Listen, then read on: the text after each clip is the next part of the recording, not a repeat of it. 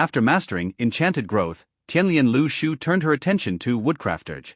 At first glance, the skill appeared rudimentary, similar to Enchanted Growth, but Lu Shu instinctively sensed a hidden potential. But what could she use as material? The first answer that came to her was simple: herself. The system said, I can use myself. Should I try that? She pondered. At that moment, Floor drifted nearby and tilted her head. Lu Shu, what are you doing? There's a strange aura around you. Of course, no answer came. Communication between them wasn't possible. Still, Lu Shu had an idea. Using World Tree Eye, she scanned her surroundings and found a relatively thick branch about 7 meters away.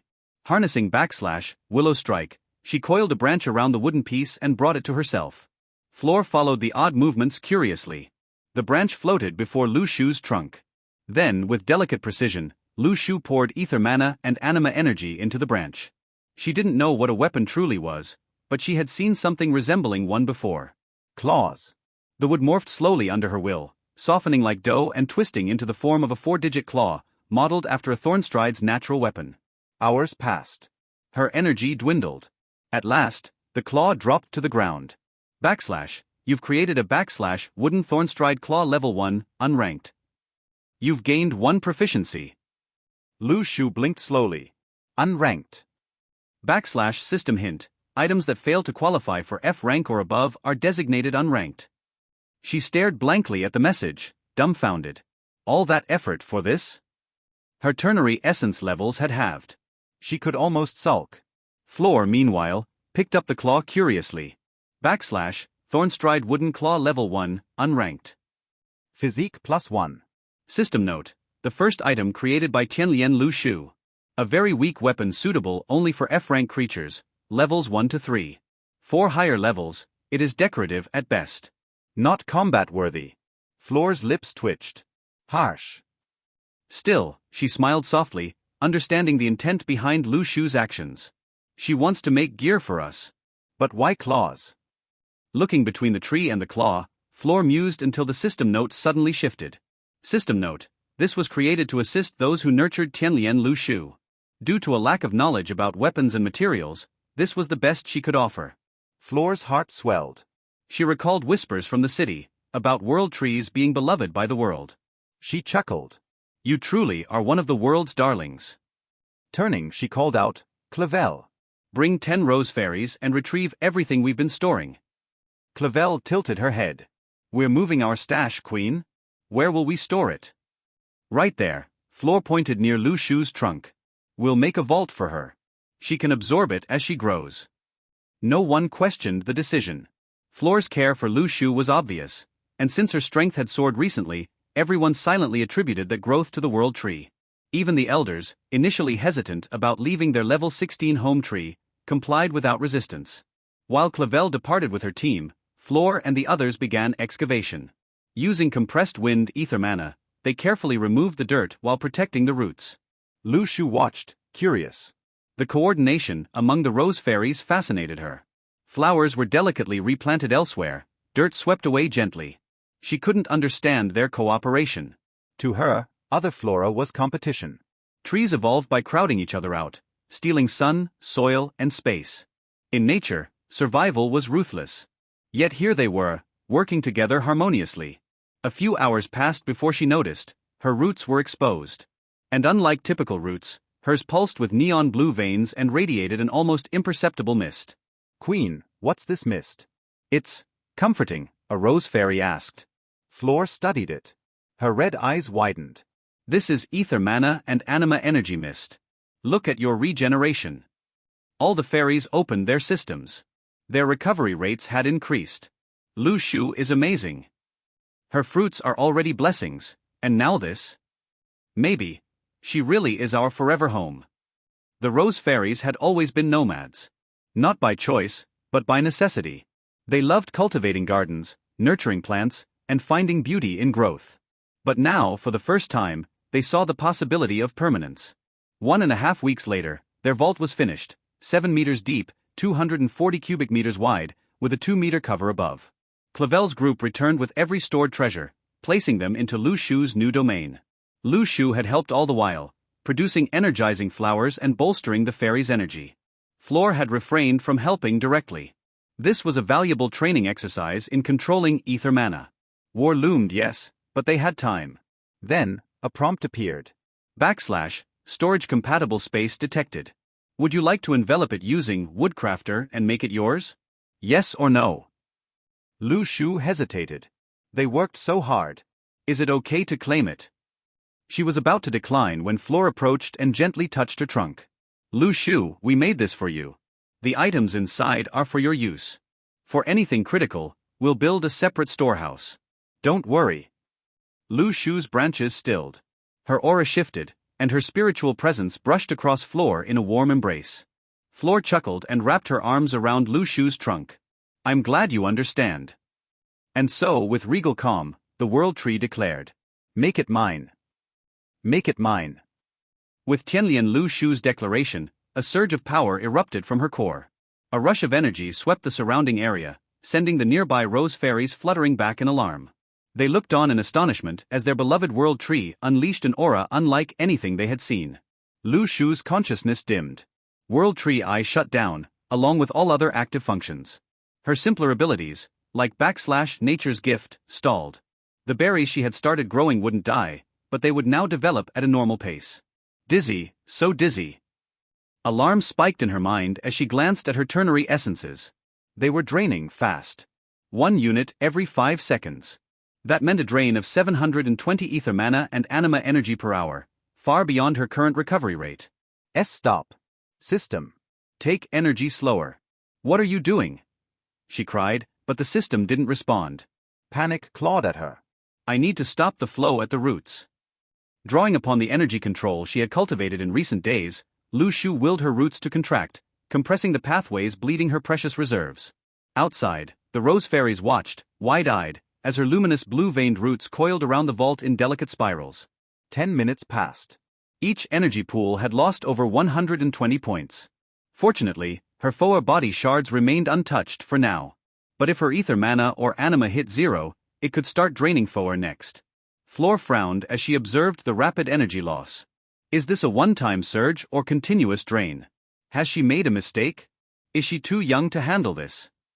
After 30 minutes, Lu Shu had managed to seal off some of the energy paths, reducing the loss to 220 per hour. Still too high. She kept working, desperate. An hour passed, then 2. Her ether dropped to 400/1013.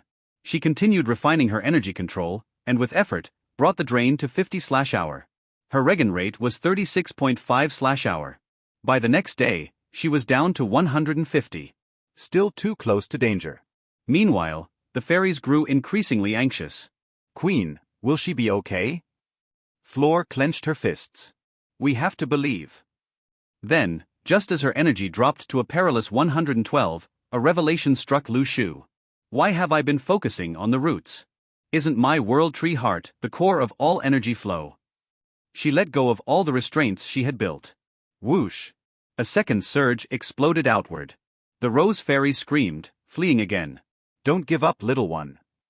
Floor begged, hovering close. Lu Shu couldn't hear. She was focused. 10 minutes of frantic control and learning followed. The drain fell from 720 to 150/hour. She layered on her root-based suppression technique. From 150 to 30/hour. Finally, peace. Her mind dimmed. She slipped into unconsciousness, a proper sleep, her first deep one. Outside, her energies stabilized at 27 ether and 68 anima. The fairies collapsed in relief. Clavel, staring at the sky, muttered, maybe we shouldn't build things near her again. Floor shook her head. No, we just didn't understand. Now we do. And Lu Shu, she's learned too. She'll be fine. Amapola asked, how long do you think she'll sleep? Floor stroked Lu Shu's bark gently. Could be days, or years. Let's strengthen this area. Plant fruit trees. If she really is our forever home, we must prepare. The fairies understood. Floor had finally said it aloud, Lu Shu would be their sanctuary. They worked with renewed vigor. Floor continued using royal pollination, investing experience and care into the World Tree. Time passed. 2 months later, Lu Shu awoke. What a long, nice nap /. She was about to activate World Tree Eye when the system exploded with alerts. Congratulations. You've assimilated the first construct. You've unlocked the city planning. Congratulations. You now have an inventory. Store, retrieve, and manipulate items with minimal anima energy. You've assimilated your first construct before reaching level 5. You gain 150 Sylvanium, Ethereum, Celestium, Ascendium, and Cognium shards. System hint. Combine 100 shards to form 1 Oregon. You've assimilated Basic Vault. You may name your constructs and assign tags.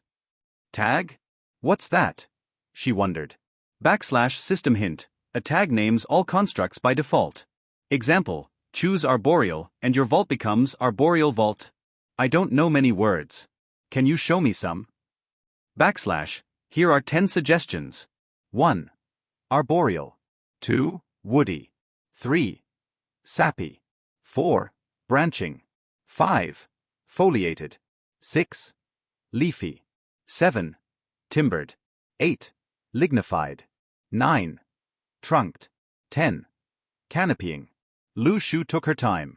2 hours passed. Lignified. I like that the most. Confirm lignified as tag. Yes. Congratulations. You've assimilated lignified vault. Plus 390, 000 proficiency in Woodcrafter. Woodcrafter has leveled up. Woodcrafter has leveled up. Woodcrafter has leveled up. Woodcrafter has leveled up. Woodcrafter, E rank level 5 /1000/486 000. Lu Shu blinked. Wow. Hey, welcome to Firescale Audiobooks. If you enjoy our audiobooks, please consider subscribing to the channel. Also, feel free to share your review in the comments section below. Lu Shu was happy that one of her skills made such a giant leap. However, the system's messages had not yet been finished, as one very strange but important one appeared before her. Quest received. Clear the nearby surroundings and build a safe town for human-sized creatures. Completion conditions. Create or assimilate 10 basic house, 1 basic well, 1 basic farmland, 1 basic inn, 1 basic town hall, 1 basic defensive fence, 2 basic defense buildings. Rewards: Sylvanium shards 50, Ethereum shards 50, Ascendium shards 50, Celestium shards 50, Cognium shards 50. Lu Shu looked at it in confusion. Quest? So, something I need to do. She didn't receive a system hint like usual, so she stopped caring about it. Well, I know what each of those things is, but... Lu Shu would have been frowning if she had a face. How do I build them? Although it was a question in her mind, she didn't bother thinking about it too deeply. Well, let's see what happened around me while I was taking a nap. World Tree Eye open. The world around her was suddenly illuminated, and everything appeared in her mind. The first thing she realized was, oh, I'm taller. And taller she was. Our Lu Shu had achieved breaking through the 5-meter tall. Seeing this, Lu Shu realized that she could also grow taller without needing to level up. Moreover, she could see that a strange wooden door with beautiful neon blue veins was lying horizontally by her side, probably heading into the ground. Her World Tree Eye expanded and crossed it, looking inside. After all, that door was made from her roots. It was only normal for her to be able to see through. Oh. So many things. Do you want to open your inventory? HM? The inventory I got earlier is this thing. Without any hurry, Lu Shu observed the vault. While it was made out of wood, it had a beautiful aesthetic as her energy veins covered its entirety. Moreover, because it was underground, it should have been dark. However, thanks to the glowing blue veins, there was light, illuminating everything in a mesmerizing manner. After looking around for a while, Lu Shu nodded. Yes? I want to open the inventory. A page appeared in her mind, showing a list of items. Oh. Lu Shu exclaimed in wonder, reading through them. They have nice names. Even though I don't know what they are for, their names are nice. Oh. There are even a few of those shards I just received. And with that, Lu Shu was satisfied and closed the inventory. I mean, she is a tree. What did you expect? For her to start investigating the effects and crafting super-optimized items? Now. Open system window. The system window unfolded in her mind, and Lu Shu received another surprise. A few skills have grown in level. So nice.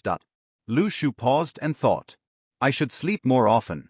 There are so many good things after waking up. HM. Name, Tianlian Lu Shu. Titles. Awakened, a title that's gained when a tree gains sapience and evolves, gaining human-like intelligence. World tree, a tree that can grow to be an overlord, admired by many, hated by some. Hidden titles. 9. Race, world tree. Energy method, basic world energy gathering, gathers experience points * level per day. Level, 30/1110. Ether mana shards, 1013 plus 36, 5/hour. Four body shards, 1499/1499, plus 54/hour. Anima energy shards, 1044/1044, plus 37, 6/hour.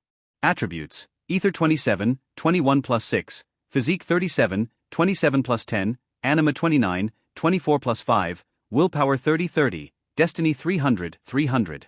Affinity percentage, Ether resonance, 25, Physique refinement, 35, Anima affinity, 20. Resistance percentage, Ether resistance, 31, Physique resistance, 37, Spiritual resistance, 32, Mental resistance, 35. Talents. Enchanted growth, E plus rank level 1 400/18,000.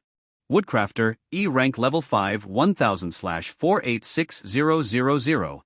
Nature's gift, F rank level 4, 10 out of 9300. Willow strike, F rank level max. Willow strike barrage, F rank level 2 620/1200. Passive skills. World tree heart, a rank level 10/589900. World tree eyes, C rank level 1 1620/144000.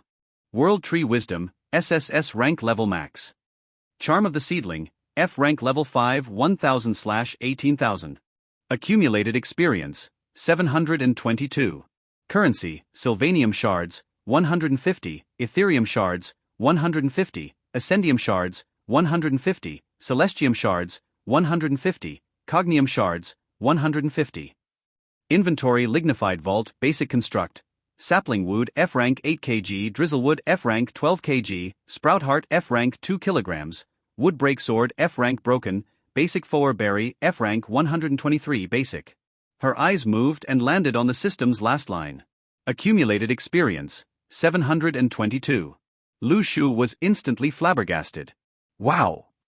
The other things she had received until now were good, but as a tree, she wasn't that excited about them. After all, she couldn't grow taller with them. But with this? Lu Shu was a happy tree. Happy enough for the rose fairies to notice that she had woken up. How did I gather so much experience though? The answer was with Floor. It had been around 60 days since Lu Shu leveled up, meaning she had been giving Lu Shu 9 experience points per day. Then, Lu Shu's world energy gathering worked without needing Lu Shu to do anything, and the experience it provided daily was 3 points. Adding the remaining 2 experience points from her level up, Lu Shu had accumulated 722. As she observed the system page, she realized that Willow Strike was at max level. Right after she looked at it, a message popped up. Willow Strike has reached the maximum level. Do you want to spend 15 experience to increase its tier? Lu Shu nodded, reducing her experience to 707. Willow Strike F rank has tiered up to Willow Strike F rank. Willow Strike F rank level 10/200. The world tree is from a willow family, with characteristic long but thin branches. She can use ether mana to move them and strike a target. Range 20 meters. Oh! The range increased. Really nice. At this moment, she saw Floor approaching with a smile. Good morning, Lu Shu. I hope you had a nice rest. Lu Shu answered her back in her head in a cheerful manner. Good morning, Floor. Then, the Rose Fairy Queen looked at the floor door leading to the vault and laughed. I didn't expect it to become such an ordeal. Are you all right, Lu Shu? Lu Shu tried to convey her feelings, and it worked surprisingly well. Of course, as always, she took her time. After around 20 minutes of asking, Floor felt a wave of energy hit her, conveying a simple emotion that told her to relax. This surprised both of them. Lu Shu blinked. When did my energy control become so sharp? Floor tilted her head. Lu Shu, did you gain a skill to control your energy? Lu Shu tried again, sending an energy wave that conveyed a negative to her answer. This time, Lu Shu spent more concentration, making her answer relatively quick. Floor actually understood, making her feel ecstatic. Although it is limited. With this simple method, we can finally properly communicate. The usually elegant and calm Rose Fairy Queen couldn't help but giggle as she flew around the tree. Speaking of the tree, her trunk had matured quite nicely. While the female shape specific to world trees was still not too noticeable, now you didn't need to be drunk to discern it. If someone stepped close enough, they would be able to see the budding figure of a woman slowly coming out of the gently twisting trunk. Her branches were still willow-like, think and look, dropping around her as hairs of a woman would. Her bark was still brown, with very dim blue undertones from the energy moving inside her body. Floor wanted to ask Lu Shu questions now that they could communicate somewhat. However, she couldn't think of anything. Lu Shu, do you like the plant food we prepare for you? Although communication was possible, from Floor's point of view, it was honestly not a pleasant sensation. After asking, the tree before her would go silent as if she was appreciating something extremely profound about her question. Of course, Floor knew that trees were usually slow in thinking, so she didn't mind and waited. In the meantime, Floor spoke with other fairies and warned them about it. I've managed to communicate with Lu Shu, albeit poorly. Tell the others. One of them nodded enthusiastically and flew around, telling the news to others. Floor also moved toward one of Lu Shu's branches and began using a specialized brush made out of the hairs of a bear-type creature. These bears would often rub against trees to scratch their back, and at the same time, they would clean the trees they scratched against. That was why many trees that had consciousness just ignored those bears. Some even bothered, throwing them fruit or something. Regardless, with the brush handmade by Floor, she began cleaning the branches. Floor was not alone at this, as there were fairies attending Lu Shu almost 24/7.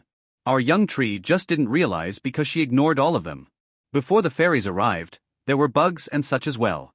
So, in Lu Shu's mind, the inhabitants around her just changed from bugs to fairies.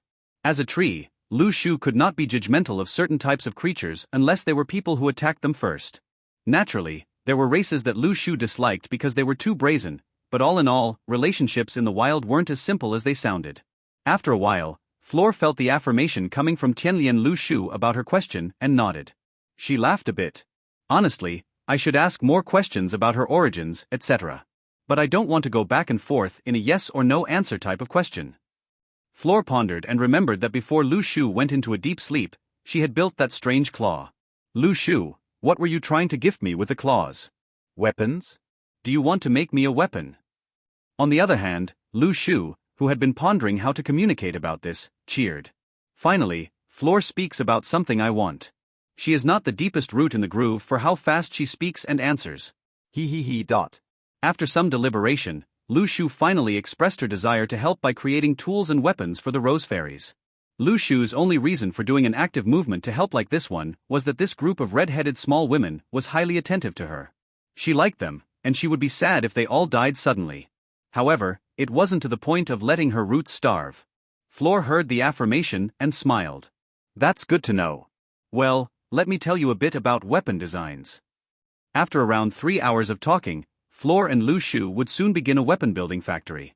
Floor has recently gained a problem. She had talked with Lu Shu about creating weapons and such, but she didn't know how to do it. Of course, it wasn't like Floor didn't know some basic facts about it.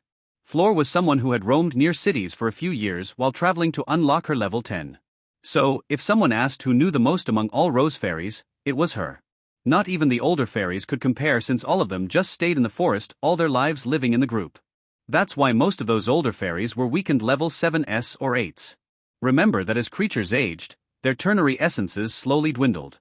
There was a limit, but natural death came as soon as they could not support the body's functions.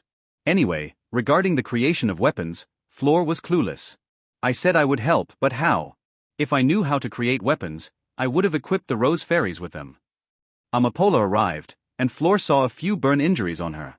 Her eyes scanned her FOA reserves, and they were actually down a third. What happened? Amapola sighed. Queen, the Ant Queen wants to speak with you. We told her that you were busy, and she got slightly aggressive.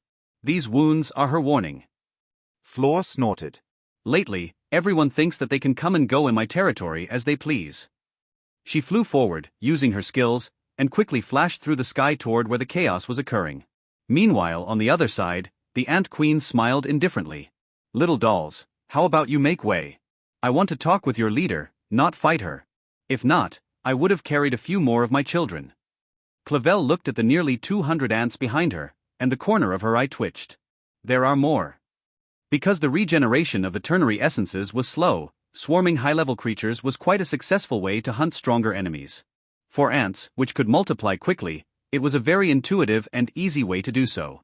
Clavel spoke. Queen Ignatia, our queen is unable to come and meet you. If you wait a bit, she will naturally come. Ignatia hummed. You also call her queen?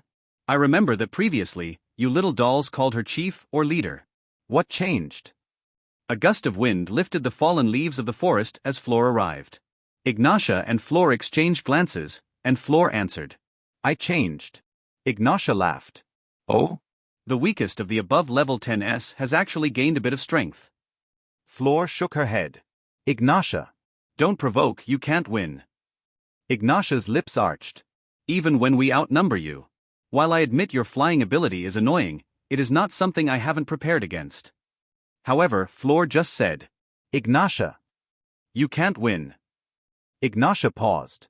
In the past, even when Flor was provoked, she always opted to tell her that fighting was not worth it for both sides. However, today has changed. Ignatia laughed, her voluptuous body moving with it. Hey, you are quite funny, Flor. Even if you've become level 11, could you please not underestimate me? Flor sighed and asked. Why have you come? Ignatia snorted. Well, I also dislike getting entangled in pointless word battles. Then, she smirked. Let me see that tree. I refuse. The rejection came in a record time as Flor utterly slammed her wish into the ground and immolated it with 2 words. Ignatia asked, speechless. Can you at least think about it? Flor snorted. No. That tree is completely out of limits for strange people. Especially someone like you. The Ant Queen didn't know how to react to such a blunt answer. Negotiation would usually ensue until they reached a common ground, but with a flat-out refusal, there was no way Ignatia could slowly negotiate. What was worse was that the Ant Queen saw Flor turning around as if their conversation had ended. Wait. Flor. Flor turned around in confusion. Anything else? Ignatia stomped the ground, making her ample bosom jiggle. Many. Why did you flat-out reject me? I have something that you will probably like. Flor didn't immediately dismiss her and listened this time. Ho? For example. Ignatia smiled and called one of the 1-meter-tall ants at the back. Then, she threw the pouch that had been hanging on the ant's pincers at Flor. While they were competitors, and some might even call them enemies, Ignatia knew Flor's character. So, she wasn't afraid of being robbed. Look at those. Flor used her ether mana to catch the pouch, which was almost as big as herself, and looked inside. Her eyebrows rose a few notches, showing satisfaction. Ignatia grinned. What do you say? Is that enough to let me see that tree of yours? Flor wanted to disagree, but if she really continued refusing, Ignatia would probably be angry. She didn't want another enemy with the thorn strides constantly lurking around. Wait for a second. I need to ask. Before leaving, she stopped because she remembered something. By the way, it will take a while. Trees are quite slow thinkers. Ignatia's eyes flashed. Oh? So the tree is the real chief. Without showing her surprise, she grinned. Sure, take your time. Flor returned to Lu Shu's side and asked. Lu Shu, there is a powerful person that wants to see you. She doesn't have bad intentions, so there shouldn't be any problems. Lu Shu was looking at her system when she heard Flor's voice. Another little friend similar to Flor? Lu Shu looked at Flor's stats just to remember the difference between them. Ether mana shards, 12432/12432. Foa body shards, 3612 of 3612. Anima energy shards, 5845/5845. Then, Tiantian Lu Shul looked at her own. Ether mana shards, 1013 of 1013. Foa body shards, 1499/1499. Anima energy shards, 1044/1044. Another Flor. It would be very dangerous. Looking back at Flor, who had at some point sat down on one of her branches while swinging her legs, Lu Shu sent a message conveying affirming thoughts. Flor understood and smiled. HM? You finished? Good. Tell me what you think about it. Lu Shu asked herself if she trusted Flor enough to bring another of that caliber near her trunk. After thinking for a while, She decided that she did. So she sent the message back to her, conveying another type of affirmation, one that was heavier in meaning, as if telling her, "I trust you." Floor understood and laughed, hugging Lu Shu's thick and relatively smooth trunk. "Thank you for trusting me, little one." Ignatia waited for around 1 hour before she saw Floor coming over. "Well, how was it?" Floor commented. "You can go, but leave those 200 ants that you carried over far away." Ignatia snorted and dragged out her tone as she walked forward. Sure. They walked inside and entered the grove where Lu Shu was. While walking, Ignatia also realized how many fairies were waiting at the side. After all, unlike her own race, fairies couldn't reproduce as easily. After walking through the peaceful grove, Ignatia arrived at an open space. There was nothing around the tree other than some vegetation. Even then, the place didn't feel dull. Ignatia looked around with a smile. There are so many good things. Her eyes landed on the relatively tall tree, and her mind and heart raced. Wow! Look at her trunk's shape. It's so pretty. Why is she like that? It looks like the very vague silhouette of a woman's body. Floor rolled her eyes and told her. Go on. Didn't you want to tell her something? Or at least, check something? Lu Shu saw Floor arrive with an extremely tall person. For her, who was used to seeing the 20-centimeter tall flying people, seeing the explosive Ignatia was a hit to the mind. Wow, she is so big. Charm of the seedling has attracted AO Fire Ant Queen level 11. Proficiency increased by 110. This skill was always triggered when a new being approached her, so Lu Shu wasn't surprised at the sudden flux of proficiency points. Ignatia smiled and stopped about 5 meters away from Lu Shu. Well, hello, little one. I wanted to ask if it was okay if my children and I moved in nearby. Floor blinked and looked at her with confusion. Why? Did something happen to your nest? Since the Rose Fairy Queen knew the true race of Lu Shu, she didn't stop her from moving in. World Trees was a gathering of people from everywhere. They were a symbol of protection, strength, and wisdom in those countries. So, stopping someone from taking shelter nearby was okay with Floor. Not only that, she expected more creatures to appear that managed to be lucky enough to be by Lu Shu's side as she grew exponentially taller and stronger. Ignatia had recently learned that Lu Shu usually took a while to answer, so she decided to answer Floor first. There is nothing wrong with my nest. I just wanted to move closer to one of my previously abandoned nests. I'll probably need to fight off the rogue ants that went there later. Floor smirked. What if there is another ant queen in that nest? Ignatia smiled. I'll kill her. Floor paused, sensing intense killing intent coming from Ignatia. Ho? So aggressive. Ignatia snorted. There can only be one ant queen, and that's me. Suddenly, the ant queen felt a strange aura envelope her, giving her the feeling that someone or something was eagerly welcoming them. Ignatia grinned. Thank you, Lady Tree. Lu Shu and Floor looked at the tall woman's retreating back with interest. Well, she is gone. Now, what are you going to do? Lu Shu planned to see her improved fruit-making in action, so she did so. First, she used the same 200 points of ether mana and anima energy to activate the skill. Then, she used it across her branches. The beautiful willow was suddenly swallowed in an explosion of flowers that covered her entire canopy. Lu Shu was stunned. I created 1,000 flowers. Previously, she could create around 1 flower per mana point. Now, she could do 5 without problems. She had created 250 flowers of each of the berries. Then, Lu Shu used her enhancing ability to make those flowers bloom. Floor watched from the side with a smile, relishing in the creature that, at just level 3, could manipulate the energies in such a manner. It was honestly unthinkable for someone like herself. If she didn't have the advantage of having 10 times her ether mana pool, Lu Shu would probably be able to outclass her mana usage-wise already. Finally, after Lu Shu happily reactivated Enchanted Growth and the other actions she had placed on hold because of the assimilation of the Lignified Vault, Lu Shu turned her eyes toward the things that she wanted to create. Equipment. Lu Shu looked into the Lignified Vault and searched for the things Floor left there. So many materials. Which one should I choose? Of course, the thing that appeared when analyzing a material with the system wasn't a full description of every detail. If one just needed the system to know everything about the material, there wouldn't be science studies and similar. What appeared was that the person analyzing could understand. For example, when Lu Shu analyzed one of her fallen branches that Floor had stored, this message appeared. World Tree Branch, D+ rank Sylvanium, level 3, a branch from a very young and weak world tree. It is valuable, but it can only be used for low-level crafts. Its elasticity and sturdiness are its biggest qualities, and it can add all-rounder stats to anything crafted by it. As a branch from a world tree, it has incredible energy conductivity, making it more useful to create weapons that aid channeling energies. Lu Shu pouted as she read the description. I'm not weak. You are weak. Stupid system. Either way, she decided to start making the weapon, and then she realized she had forgotten something really important. Floor hasn't told me yet how to do it. Lu Shu stopped in her tracks, her entire body starting to sulk. I wanted to create a weapon. Floor looked at Lu Shu's mood change from cheerful to sulking, and her eyebrow twitched, somehow knowing why. Did she remember? I tried using Ignatia as a distraction, but it seems that it didn't work. While Floor thought of that, she suddenly felt Lu Shu's energy clinging around her, like a child asking for their toy. Floor almost burst into laughter. Why is she so cute? She passed her fair hand through her lush red hair, and her jewel-like red eyes focused on Lu Shu.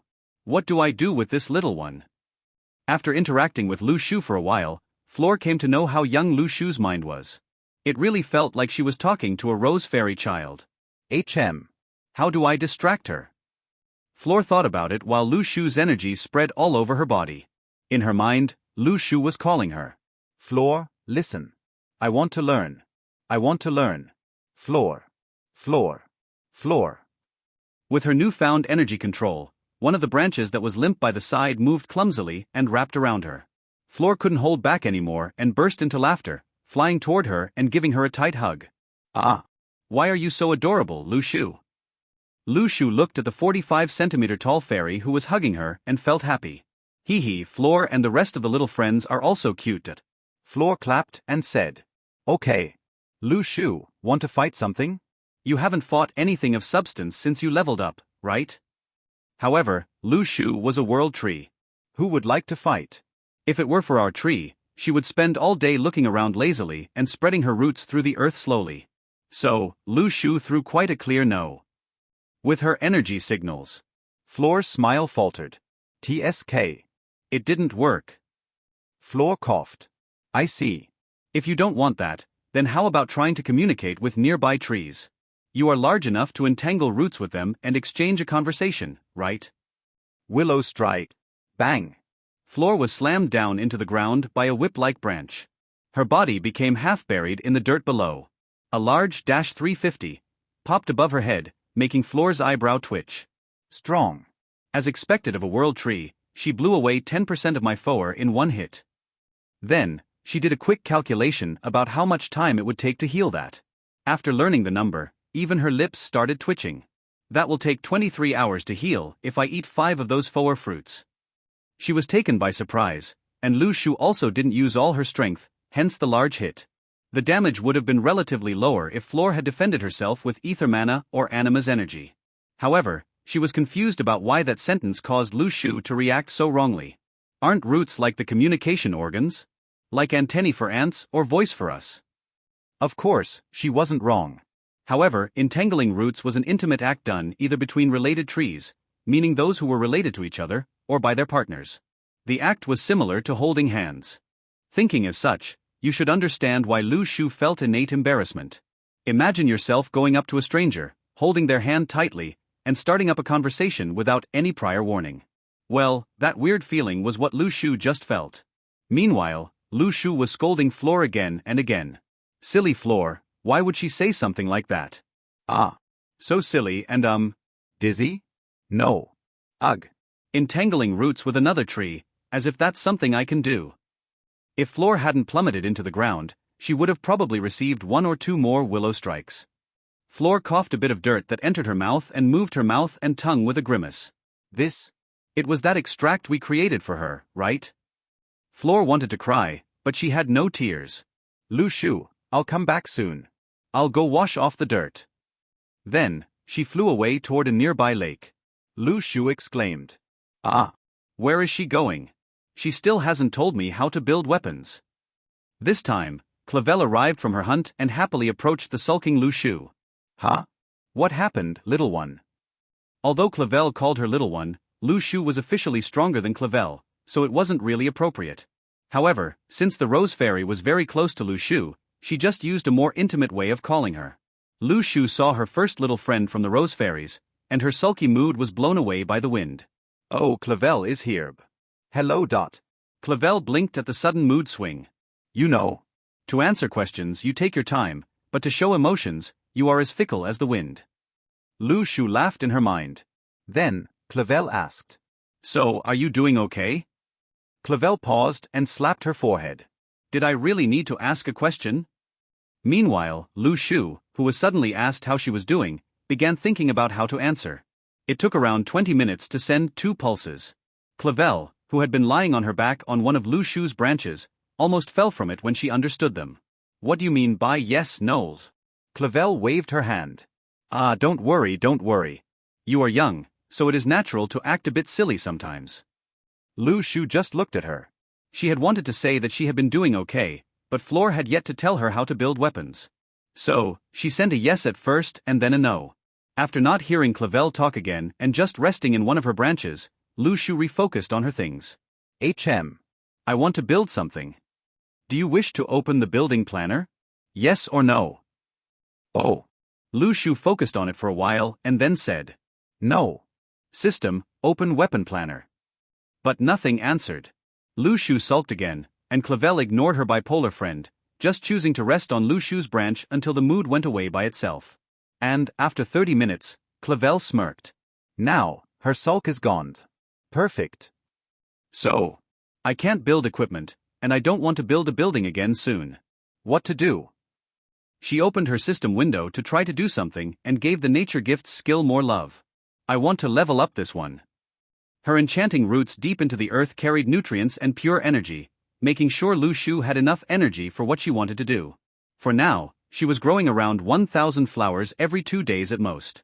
Lu Shu thoughtfully gazed at the smallest regeneration, which was 36.5 ether mana per hour.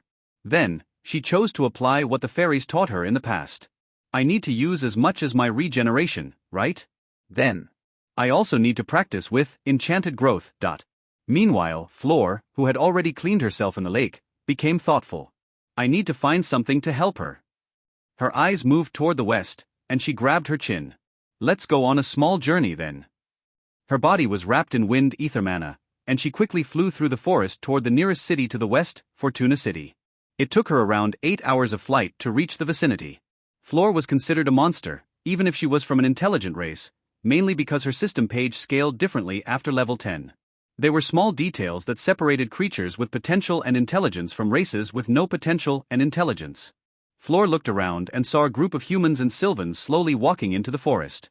I should use them. Floor followed behind them as they walked deeper into the forest, not knowing that a fearsome level 12 was staring at their back with a very cold gaze. Verdantia, what should we do now? It seems that the plant you wanted isn't here. Verdantia, the tall and voluptuous woman with green hair and eyes, shook her head. Don't worry. I'm not in a hurry. Verdantia paused and looked up to the sky. Moreover, the plant I want is probably not nearby. Ha! Whether it was luck or not, this gesture allowed Verdantia to discover a hidden threat, who was observing them with strange, completely red eyes. They were like a pair of rubies embedded in the woman's eye sockets. While the rest of the people were still unaware, Verdantia saw the doll-sized woman's lips arch and place a finger on her fingers. Verdantia gulped and used her identification skill on Floor. Race, Rose Fairy Queen. Level, 12, 0/7440. Ether mana shards, 12432/12432. Foa body shards, 3612 of 3612. Anima energy shards, 5845/5845. Attributes, Ether 89, 75 plus 14, Physique 28, 19 plus 9, Anima 44, 33 plus 11, Willpower 56, 56, Destiny 96, 96. Verdantia almost screamed in fright. She was currently nothing but a little level 4 Sylvan. How could she fight a monster like this? She was strong, but not this much. Even if she wanted to alarm others, the level 12 creature above them could probably kill her instantly. Verdantia secretly bit her lips. If I were level 5, I could at least somehow resist, but Sylvans gained a very special skill at level 5. It was a skill powerful enough to make Sylvans one of the strongest races by far, with little competition at the same level other than other Sylvans or users of precarious ways. Then, the woman saw Floor pointing to the side. Floor's gestures were enough to tell Verdantia that Floor wanted her to go somewhere alone. While she was a calm, gentle and rational woman, she was in a controlled situation where she could act like a strong person appropriately. Now that she was at the mercy of a wild monster, her fate was hanging on a very thin thread. Since childhood, Verdantia has been someone above others. Be it her appearance, race, intelligence, or almost any other metric, Verdantia never felt lacking compared with others. She was gifted compared to those around her, and that was the objective truth. However, never had she become arrogant. As a Sylvan with an affinity to life, she was innately compassionate. Her personality was quiet yet attentive. Instead of relishing in her superiority, she worked on herself to expand that distance between herself and others even further. This meant that she had trained in survival and many other related aspects that one needed to take into account while hunting. However, there was one rule that every person tried to follow. Don't fight creatures that have completed more energy cycle than you unless it is unavoidable. Verdantia was curious about this energy cycle concept, so she went on and researched it. She managed to learn quite a bit, and even previously in her class, they've started studying them. Simply put, energy cycle was the breakthrough a creature needed to do to break limits and continue to level up. The act of leveling up was similar to increasing one's existence level. The more levels you had, the more developed your being was. Creatures born with talent could even unlock skills, talents, titles, and many other things after leveling up. However, just gaining experience was not enough to continuously level up to infinity. Not all creatures were born the same, and not all creatures could reach the same heights. The thing limiting this was nothing other than energy cycles. Once a creature reached level 9 and maxed out their experience, instead of instantly leveling up like the previous levels, the creature needed to create a mana circuit in their body. The mana circuit would be an essential part of oneself, as it gave stats the stronger it is. Moreover, it was a permanent thing that would continue affecting them for the rest of their lives and level ups. When completing an energy cycle, that energy cycle would affect the creature again in the multiples of that cycle. For example, the stats of the level 10 energy cycle would be gained again at levels 20, 30, etc. One needed both talent and resources to create the mana circuits needed for the energy cycle. That's why most wild creatures were stuck at level 9 or less. Those who breached that limit were rare. However, in front of Verdantia wasn't a level 10, but a level 12 creature. This existence that was calling her over, while looking amicably, could probably slaughter her entire party with just a wave of her hand. Preparations? What could a tiny level 4 like her prepare? Not obeying? You might as well jump off a tall tree for a higher survival chance. Fighting her? Right, sure, keep dreaming. Escaping? As if she can outrun a flying level 12 creature. Of course, if she was level 5 instead, Verdantia might have thought about escaping. The reason for her confidence was the reason Sylvans were such a dominant race throughout the entire world. At level 5, Sylvans unlocked a transformation skill that allowed them to bring out their true bloodline, greatly increasing their stats for a short duration. The result of using such skill was extreme tiredness most of the time, and if the Sylvan overused it, it could even result in death. After thinking about it for a long time, Verdantia clenched her fist and decided to follow the creature obediently. I'm dead either way, might as well try my luck. Hey, I need to go over there for a moment. Verdantia called her group and pointed at the side with a stiff smile. Her face clearly showed that something was wrong, so one of them frowned and asked, "Why are you leaving? We still haven't collected the necessary flowers for that potion maker." Verdantia shook her head and said, "Just personal things. Anyway, I'm going." Without waiting for an answer, Verdantia turned around and left, leaving her group behind. The 4 people frowned, watching her departing back disappear between the lush vegetation. Another Sylvan on the team asked, "So, should we wait?" A human man snorted. "Why should we? If she wants to leave so badly, then we should leave her alone." Another human male frowned. "She hasn't told us not to wait." The first human male laughed. "And she has also not said anything about waiting for her." The Sylvan commented, "Let's wait for 15 minutes. If she isn't back, we leave." The first human male who spoke frowned, but after clicking his tongue, he moved to the side and sat on a thick root. Whatever. Meanwhile, Verdantia finally moved away from the group and took a deep breath. "I'm here. What do you want?" Before she could even realize it, a beautiful red-haired fairy appeared before her eyes. Her petite 45-centimeter stature made her around 2 heads tall. Her doll-like appearance, added with the strange ruby-like eyes, made for quite a beautiful yet unsettling image. The fairy's lips arched. Don't worry, Sylvan. I'm not here to hurt anybody. I just want some knowledge. Verdantia looked at her for a few seconds, but the fairy's eyes couldn't reveal any emotions, as they were like two red gems embedded in her eye sockets. Verdantia held back her trembling and asked, "What kind of knowledge?" The fairy's eyebrow arched, and a pleasant laugh left her mouth. "It's good that we can communicate. I'm named Floor. It's nice to meet you. What about you?" Verdantia was feeling defensive, but since the other side appeared to be in a good mood, she chose to acquiesce. "Verdantia." The fairy, Floor, smiled and clapped once. "Great. Verdantia, I'm going to be direct. I want to learn or have the list of materials needed to create weapons. They don't need to be anything too ostentatious, as resources in the forest aren't as rich as in your cities. However, I would love it if you could bring something of that nature." Verdantia looked at her with a grimace. Why do you need dash dot? Floor looked at her with a smile and made a slight sound. Verdantia's words got stuck in the back of her throat when she remembered that she was dealing with a forest creature. Floor chuckled. Don't be nervous. I won't kill you even if you refuse.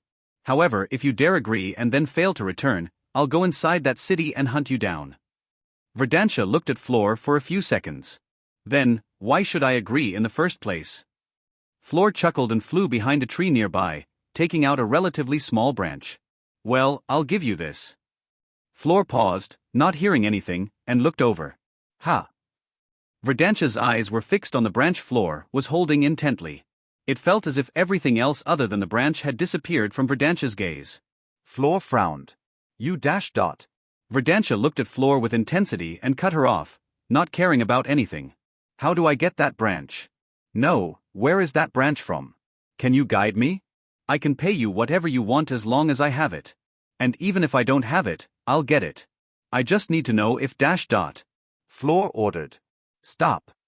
Verdantia looked at Floor and waited, not caring about the menacing face of the creature she was previously so afraid of. Floor looked at the branch and frowned. This is one of Lu Shu's branches that fell off during Floor's visit. However, I didn't expect this reaction. The previous person didn't have such an intense reaction. On the other side, Verdantia waited patiently. The second she had seen that branch, it felt as if her entire existence had lit up. She wanted that branch. No, she needed it. Her soul, body, mind, and heart were all telling her to get that branch or try to find whoever that branch came from. For the first time in life, Verdantia felt as if the world had finally gained a purpose. It was such a primal and raw reaction that she didn't feel it was odd. It didn't feel as if something was forcing her to have these feelings. It was more as if they were always there, however, they were dormant. The sight of this branch just awakened it. Floor finally said, I can use this branch as a reward for today's exchange, the weapon-making knowledge. However, I can't tell you nor guide you toward the being who dropped it. Verdantia's eyes lit up, and she asked, Is she alive? Floor's eyes widened, and she shouted angrily, What are you cursing her? She is alive and well. Verdantia's face gained an uncontrollable smile as she laughed in giddiness. Not knowing what to do with the incomprehensible reaction, Floor commented, So, do you agree dash dot? Yes.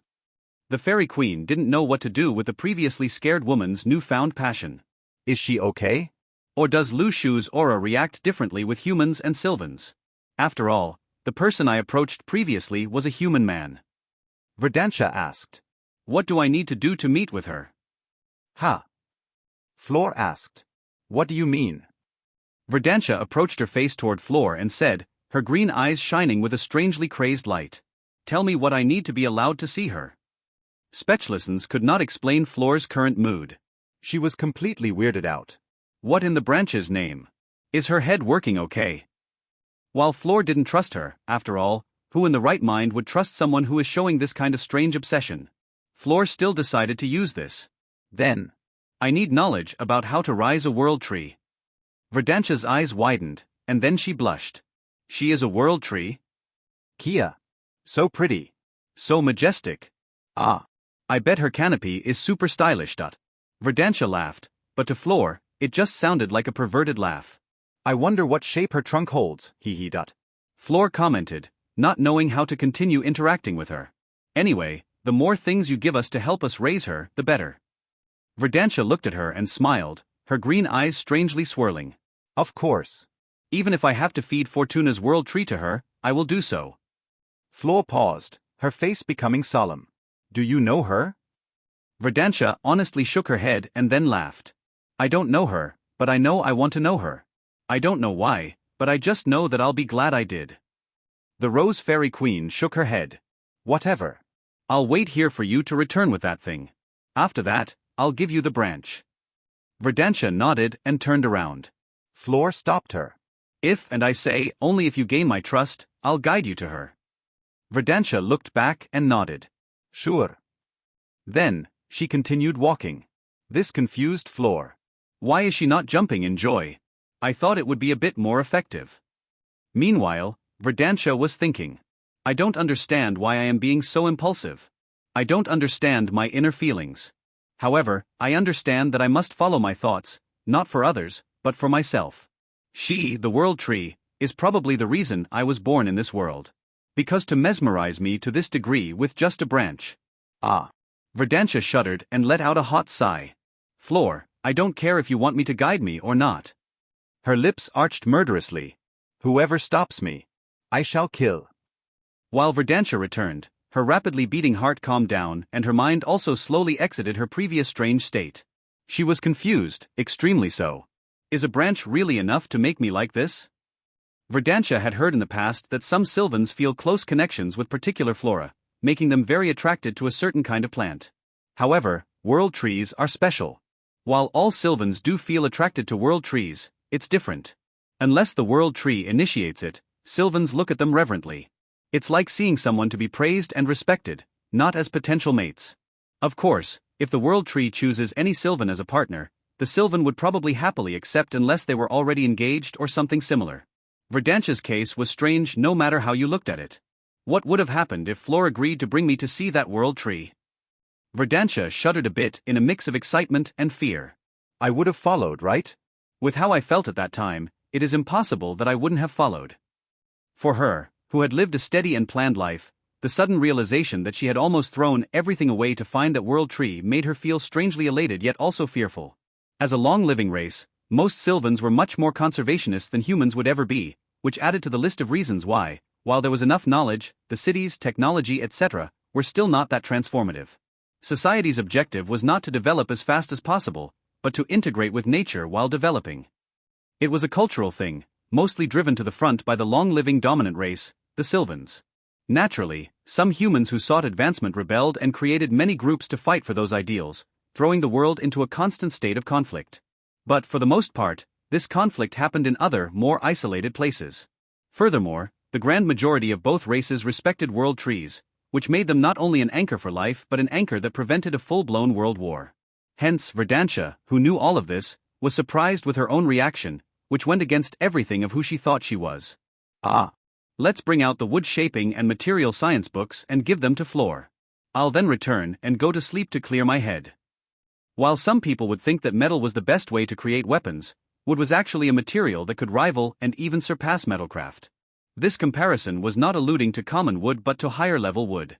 Moreover, unlike metal, which couldn't be grown and just found, wood was a resource that could be planted and harvested. When Verdantia arrived at the Fortuna First School library, she walked toward the material science bookshelf. As she browsed books, she heard a voice from the side. Oh? Verdantia, are you here to read something as well? Verdantia looked sideways and then down. With her tall stature, most human women only reached around her chest level. She smiled softly and nodded. Yes. I've become interested in wood weapon crafting, so I wanted to search for books that cover the basic techniques and material science. Can you help me? The human woman blushed and smiled shyly. While Sylvans were popular with men, human women were also attracted to them. Oh, of course, I'll help. Ah. Wait, let me as a friend of mine. Her mother works in wood shaping and equipment building. I'm sure she can recommend something really nice. Verdantia smiled. That's a happy surprise, thank you. The woman's face gained a deeper shade of red, and she scurried away while stuttering. Wait here, Verdantia. Verdantia observed her retreating back, her green eyes dancing with dark thoughts. Should I manipulate that human woman to become an information provider? I heard her parents work in the city administration sector and have high rankings. As promised, Verdantia waited while also checking out some books herself. After around 20 minutes, the human woman returned, her forehead soaked in sweat. Verdantia. I'm back. Welcome back. So, what do they recommend? The human woman smiled proudly and took out 4 books. This F&E rank material list and properties book is really good. Also, basic ether mana control for woodcrafting, and this elementary anima energy infusion for woodcrafting. Finally, basic structures for woodcrafting weapons. Verdantia took the 4 books that were as thick as 4 fingers placed together and smiled. Thanks a lot. These are certainly better than what I found. It really helped me with what I needed to do. The human woman laughed shyly. No problem. She looked toward the ground and stuttered. Verdantia, do you want to drink something together? I know a place nearby that's really nice. Verdantia smiled apologetically. Sorry, but I need to deliver these books as soon as possible, so I can't stop by. I'm in a hurry after all. The human woman's face became downcast as she nodded. Okay, I understand. Be careful. Verdantia laughed and flashed a charming smile. I will. Thanks for everything. Then, she turned around and left, leaving behind a blushing woman. As she left, she was seen by one of the people who went with her to the mission. Verdantia also saw them and almost cursed at the coincidence for the first time in her life. However, she managed to smile and greet them as always. Sorry for leaving so soon. As you can see, I was in a hurry to get something. Moreover, since we had almost the entire work completed, I thought you would be able to complete it without me. The human male was the one that felt disgruntled, so he snorted. Forgive you? Do you think that your pretty face is enough for me to forgive you? Ha! You Sylvans think that you are above everyone else, always making trouble while thinking about things. Verdantia wanted to say that if she didn't go, a level 12 creature would have killed them all, but she just smiled. It felt like wasting breath with this person was not worth it. I see. I won't go on any more missions with you then. Have a nice day. Then, without looking at him anymore, she turned around and left. Wasting my time, I need to get that branch as quickly as possible. What if Flor disappears because she has found another person? However, the man really wanted to mess with her, so he shouted. Hey! Wait! We are not done talking. Who do you think you are to stop our contract at will? There are termination fees you must answer to, and there is also a rule that says breaking apart at will is not possible. Also ... Verdantia turned around and locked eyes with him, choking his voice in his throat as the powerful pressure from Verdantia's cold eyes weighed upon him. I don't have time now. Later, okay? The man wanted to continue being angry, but Verdantia's gaze froze him on the spot. Then, Verdantia turned around, her long green hair and dress flowing with her motions, and moved away. She sighed in relief when she exited the school's precinct while carrying the 4 heavy books. Finally, with this, there shouldn't be any more hindrances. She slowly walked toward the east side of the gates and exited the town after showing her student card to the guard. Such a card was used for 2 purposes: identification and checking whether it was safe to leave people out. While the culture admired nature, they weren't ignorant of the hidden dangers. If someone had yet to be initiated and have their system unlocked, leaving people out was nothing but ignorance and stupidity itself. Verdantia rushed through the forest, using her memory and great senses to follow and return to the place where she first met with Flor. As she was running and almost reaching, a large wolf-like creature suddenly appeared in her path, bearing its fangs. Verdantia's face became serious as she analyzed it. Race, green-furred bark canine. Level 8. Ether mana shards, 172 of 172. Foa body shards, 920/920. Anima energy shards, 264 of 264. Attributes: Ether 2, Physique 10, Anima 3, Willpower 8, Destiny 8. After seeing its stats, her face gained a sneer as she didn't even drop her books and expertly changed her footwork to do a spinning kick. Out of my way. Bang! Her foot landed on the side of the sizable wolf-like creature's head, twisting its neck and sending it stumbling to the sides as it whimpered. Then, it fell flat on the ground, and her brain clearly shook badly enough to make it lose consciousness. A large -650 appeared above its head, showing how much damage her kick truly did. However, she didn't finish it off and continued rushing forward, holding the 4 books tightly so they didn't fall. The experience it would give wouldn't be that much either way, and because it was from a canine race, it probably wasn't alone. Getting entangled with it more would mean she had to fight its pack, something Verdantia didn't want to do. And, as she had expected, Verdantia heard the howl-like sound of a few other creatures. Thankfully, because of her swift reaction and judgment, she was able to escape their encirclement and leave without needing to do any extra maneuvers. Verdantia might be level 4, but her stats were terrifyingly high for her level. In the tests, she was evaluated with an overall E+ rank, with her willpower and anima reaching the D rank, while her ether and foer both reached the E rank. For these F rank beasts, she was an actual monster.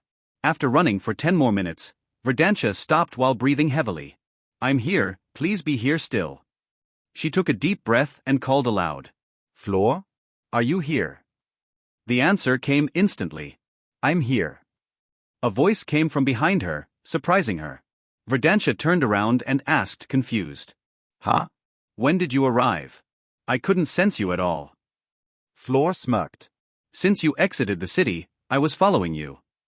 Verdantia's eyes widened as a stupid sound left her throat. Floor snorted. "Did you expect me to wait here patiently? What if you call the guards in the city and tell them that a level 12 creature is here? Sorry, Verdantia, but I'm not eager to fight my way out." Verdantia blinked and found it reasonable. Fair enough.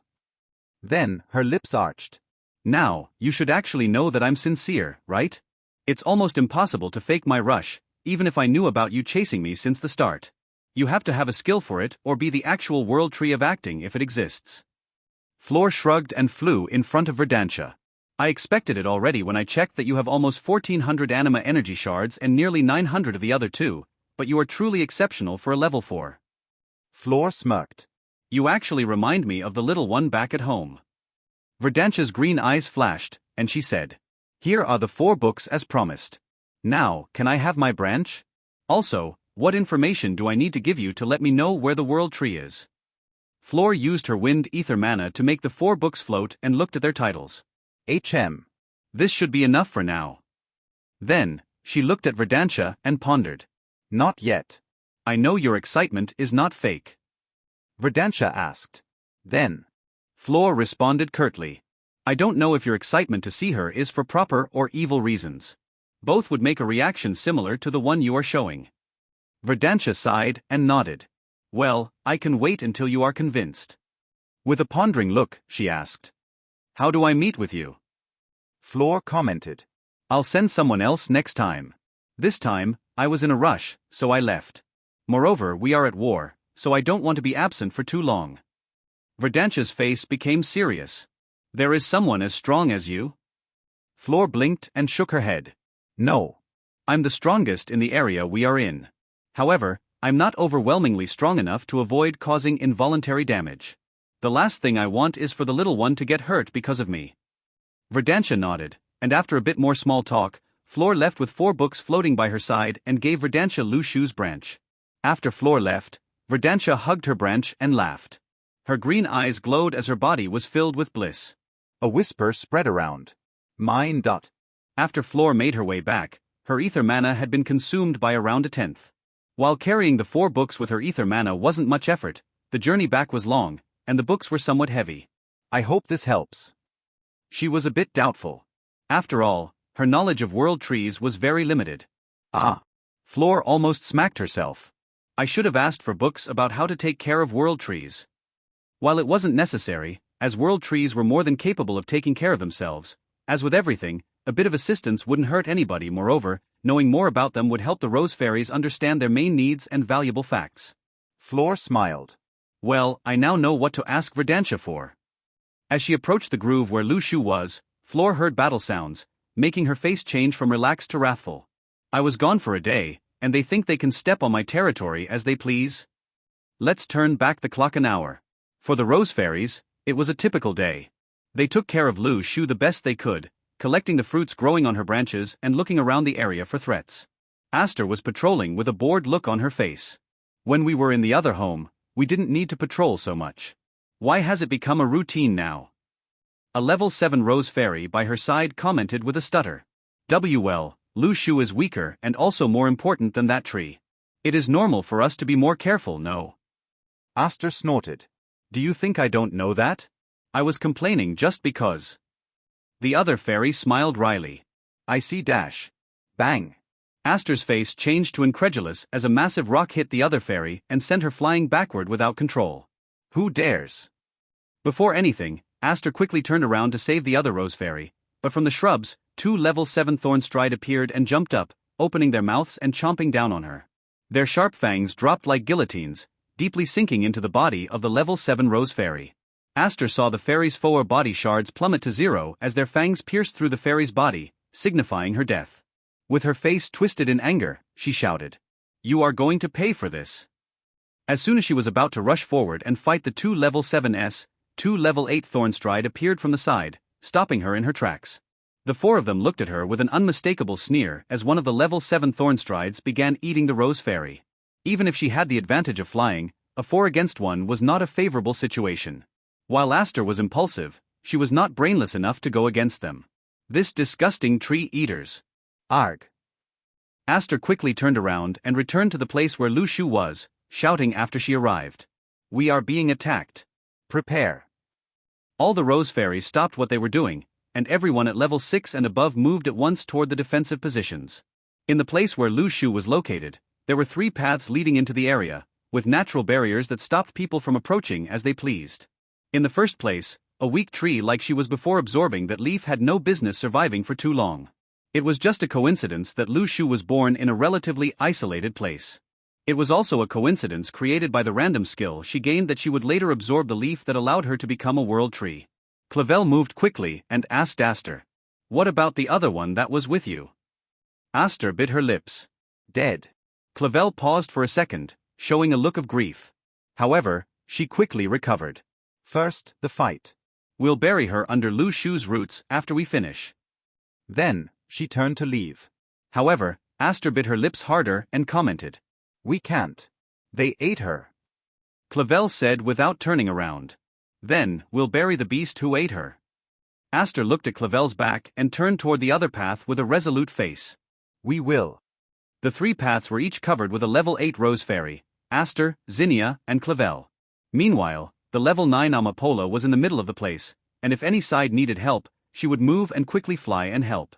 To relay which side needed aid, there were level 5 rose fairies acting as messengers between the fairies. It was a well-thought-out method in which everyone could do something. If any side faced an overwhelming number of enemies, they would all retreat and regroup near Lu Shu. They knew that while they were protecting Lu Shu, the world tree was not someone that could be easily messed with.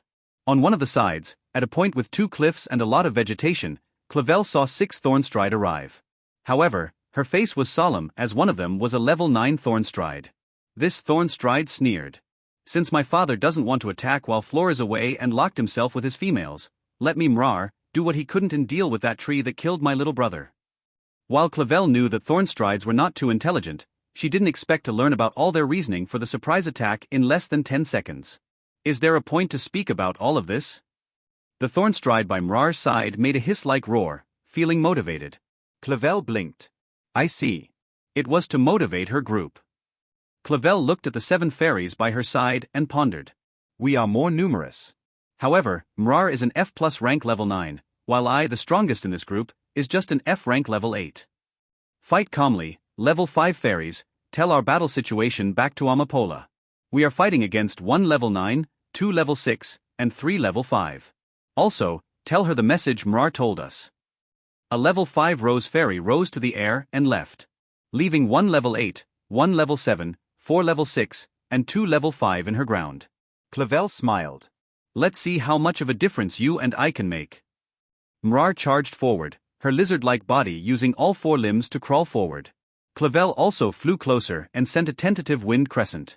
Mrar used her strong reflexes to dodge to the side and receive 0 damage. Still, using the exaggerated dodge, Clavel moved to intercept her movements with a more robust and quick attack. Of course, the Thornstride tanked it because her outer hide was highly durable. The damage was there. However, taking Mrar down would take much more. The other fairies were fighting the rest of the Thornstride. While the battles between these 2 groups looked overwhelmingly in the Rose Fairy's favor, the Thornstrides had the advantage of being able to land a decisive blow as long as they could touch them. How would they be able to touch a flying creature? They had many methods, like the one they used to deal with that level 7 Rose Fairy. One of the Thornstride used his long claw and a nearby tree to grab onto it and jump. If the level 7 Rose Fairy hadn't quickly reacted and pushed the level 6 Fairy out of the way, she would have been in a lot of trouble. For the other 2 sides, it was much more favored for the Rose Fairy group because they didn't have the powerful level 9 protecting them. The two level 8 Thornstride lead those two groups, all under Mrar's command. Amapola received the messages from the level 5 fairies and quickly decided to move toward the place where Clavel was. If we can deal with her, it will be a very strong blow. It wouldn't be strange if the rest of Thornstride retreated in defeat. Clavel and Mrar fought together, with Mrar having the upper hand. While Clavel had significantly improved, the difference between levels can be massive, especially between tiers. While they fought, Clavel had to dodge one rock thrown by Mrar quickly, and Mrar didn't let the opportunity sleep. She quickly climbed and jumped. Clavel's facial expression changed when she saw the large creature flying her way. She had been distracted for a second, and suddenly, she was in trouble. With quick maneuvers, Clavel's body quickly moved out of the way. However, when she thought that it was okay, the tip of her foot got entangled in something. Seeing the red rope-like material tied around her leg, Clavel wasn't pleased. Right after, the Thornstride pulled, throwing the small fairy toward her own opened mouth. Clavel quickly reacted and threw a wind crescent to her face. Scram! Bang! 200. Mrar grunted in pain, but her eyes glowed with the determined light of a creature that had seen its own ups and downs. Resisting the pain, her jaw moved and closed her maw. Thorn chomp. Crunch. Ah! Clavel screamed in pain as a large 124 appeared on her head. That was almost half her entire FOA body shard reserves, showing how dreadful that attack was. Bang! When Mrar was about to finish Clavel off, her side was slammed by something extremely heavy and sharp, throwing her sliding sideways while making her hiss in pain. 450. Mrar's side was split open, blood pouring through, and with it, her FOA body shards. Amapola arrived and quickly fed 2 basic FOA berries to Clavel. While 20 FOA body shards were not much, they would help the body heal much quicker. Amapola looked at Mrar, who had around 1,500 FOA body shards left from her initial 2174. How about you choose an opponent of your own size? Mrar hissed. She was careless and reckless. The fact that she could now escape before I finished her off is already lucky. Looking at the injured Clavel, Amapola frowned. I don't care, but if you don't retreat with your people, you will regret it. Mrar cackled.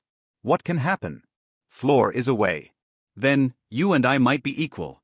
However, what about the rest? Amapola looked around, and when she saw that the fairies were actually struggling, her face gained a frown. Why? We should be winning as we have number and level advantage. Mrar sneered. You can fly and attack from a safe distance. However, do you think your race is the only race that does it? Our own race has been fighting creatures like yours for many generations. We have our own means as much as you have your own. After thinking for a while, Amapola carried Clavel in her arms and shouted, Retreat! The fairies were surprised but quickly obeyed. A messenger was sent toward the other two sides, and soon, all fairies had regrouped around Lu Shu's side. Lu Shu had been quite calm during all this time. When Aster arrived and spoke with Clavel about one of the rose fairies dying, she didn't feel sad or upset.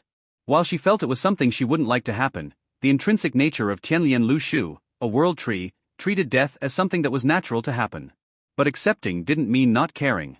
You can accept someone's death, but you can also retaliate against those who killed them. From accepting someone's death to forgiving the perpetrator, there was a very big change in mentality that needed to happen. So, Lu Shu waited. Her world tree eye was stretched to the limit, which reached 80 meters after she leveled up and expanded her roots. She had already moved her roots far enough that other trees had become a problem. However, Lu Shu was not hasty in comforting those trees. From what she had learned from the momentary contact with them, they weren't intelligent, and their thoughts were much slower and more superficial than hers. It reminded Lu Shu of how she was before she absorbed that strange leaf. Regardless, after expanding her reach to 80 meters, Lu Shu waited, patiently seeing everything around her and trying not to miss a single thing. She could tell from the vibrations of the ground that people were fighting. Even then, Lu Shu wasn't in a rush. Calmly, patiently, and attentively, the world tree waited. She waited for her chance to eventually interfere. This chance arrived not long later. She saw that Amapola left when a level 5 rose fairy arrived, probably because of something the fairy said. Then, about 4 minutes later, Clavel returned injured, accompanied by the same amount of rose fairies as before she left. It wasn't just Clavel. Every rose fairy that had gone out to fight quickly returned, some with wounds, others with a lack of mana. Lu Shu looked around at the injured bunch with a pondering expression. The rest of the rose fairies had gone into hiding inside the lignified vault. It was probably the safest place around here. Not only was it perfectly hidden underground, but it was also strengthened by Lu Shu's natural defenses. Lu Shu heard Amapola talk. Now, we'll fight together with Lu Shu. Queen Floor told me that in case of a situation where we can't push off invaders, it is best to collaborate with her.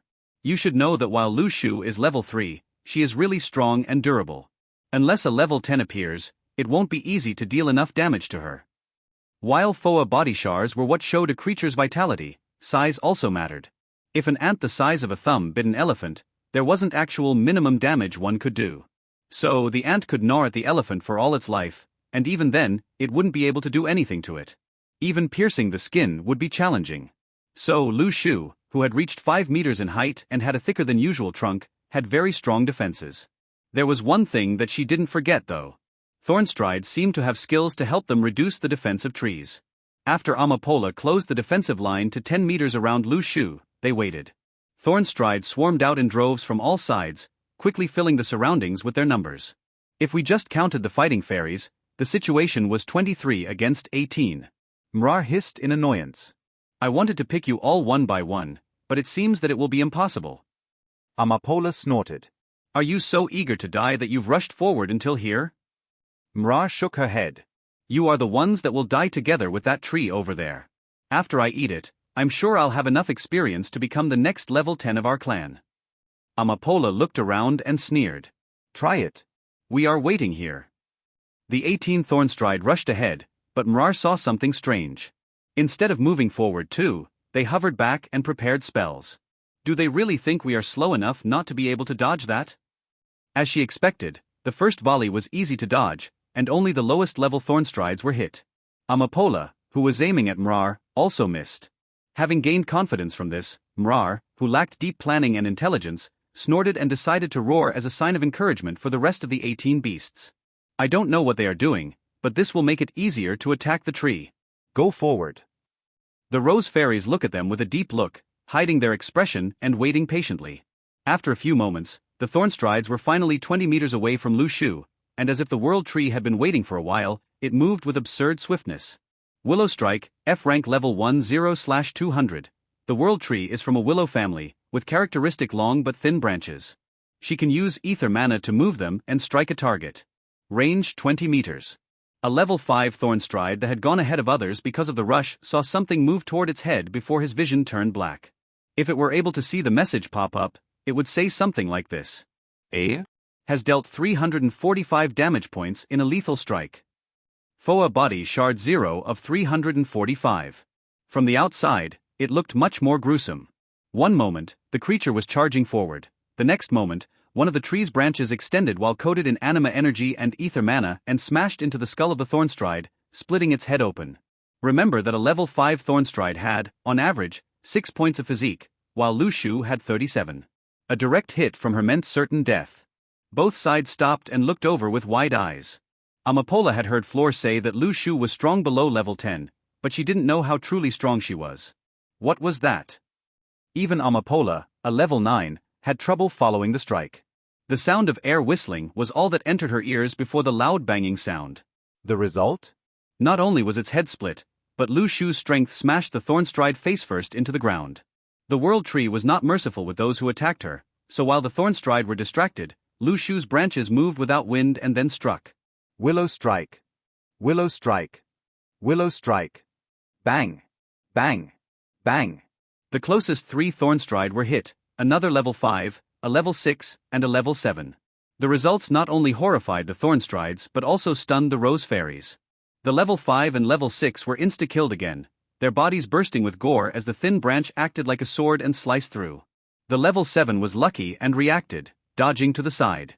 Even then, it still struck, slicing off one of its limbs and making the creature scream in pain as it writhed on the ground. Mrar reacted quickly and roared, fear in her voice. Retreat. In her mind, she was cursing at the Rose Fairies. Protect? You are protecting that thing? Isn't it all the way around? That tree could probably fend all of us off by itself. The reason to retreat, as well, was that while Mrar was confident in herself, she didn't think it was worth it to risk her life. While she felt that she might have a chance, seeing 3 Thornstride get slaughtered, and one of them maimed made her doubtful. However, It was at this moment that the luck of the Thornstride ran out. How dare you come to my territory? Massive pressure fell upon everyone, making them stiff. Mrar turned around and saw a furious Floor looking at them as 4 thick books floated around her. Mrar and the rest of Thornstride froze in place out of fear. The level 12 Rose Fairy Queen was entirely on another dimension strength-wise. Mrar, who never thought Floor would come back so quickly, stood there, stiff and with her eyes widening. Floor asked again as she flew in front of her with a cold face. I asked you, what are you doing here? Even when Floor was right before her face, the thought of attacking never crossed Mrar's face. This creature in the shape of a doll-like woman had 5 digits in her main attribute. A single attack from Floor was enough to slice her body in half. Floor saw that she had frozen in pure fear and looked around with cold eyes. Amapola, tell me what happened. Amapola flew forward respectfully and told her everything that had happened. When Floor learned that there had been deaths and that Mrar's objective was Lu Shu, her lips arched. However, her eyes weren't smiling at all. Since that's it. Floor looked at the trembling creatures and then at Lu Shu. A quick analysis told her that Lu Shu had not wasted almost any energy or mana. After pondering for a few seconds, she flew toward Lu Shu and whispered gently. Lu Shu, do you want to fight them? I'll tell them a lie, saying that they can fight you to the death to escape. However, if I see that you are in trouble, I'll kill them and help you. What do you think? Lu Shu was in a focused state because it was mid-combat, so she answered right away after giving it some thought. A small pulse of aura that meant something akin to I don't mind reached Floor. Floor wanted to train the little one's attacking methods, so she nodded and turned around. I'll give you all a chance. Attack Lu Shu. If you win the battle, those who survived will be able to leave. If you lose, then you will become her fertilizer. Rose fairies move aside. Amapola, who hadn't heard Floor's whisper to Lu Shu, spoke. Q Queen. We shouldn't do that. Floor pinned her down with one look. That's my decision. Step back. All Rose fairies looked at each other in confusion and then moved toward the lignified vault with Floor. Once there, Floor took the chance to store the 4 books in it. Meanwhile, Mrar and the rest looked between the 5-meter-tall and thick tree and Floor with caution. Mrar asked. Are you telling the truth? Floor looked at her indifferently and spoke. Does it matter? Your life is in my hands. If I want to, I'll let you live. If I don't want to, I'll kill you. This is your only chance, regardless of whether I'm lying or not. Mrar became doubtful and then started hissing around, telling the others to fight with her. Some of them had become so scared that they had trouble moving, but Floor didn't rush it and waited while making sure none escaped. Her red, ruby-like eyes emitted a cold light as she looked at them as if they were already dead. Now become fertilizer so that Lu Shu can grow faster and stronger. Hello, dear. First of all, thank you for reading. Second of all, I'm here to promote myself shamelessly. I have a Patreon page. /Mortrexo. Why is this important? Well, I'm uploading the art of the novel there plus up to 15 extra chapters. Even with the lowest tier, art is unlocked, so check it out. Even if you just read this novel, you have over 45 completed pieces of art. I spent a lot of money, okay?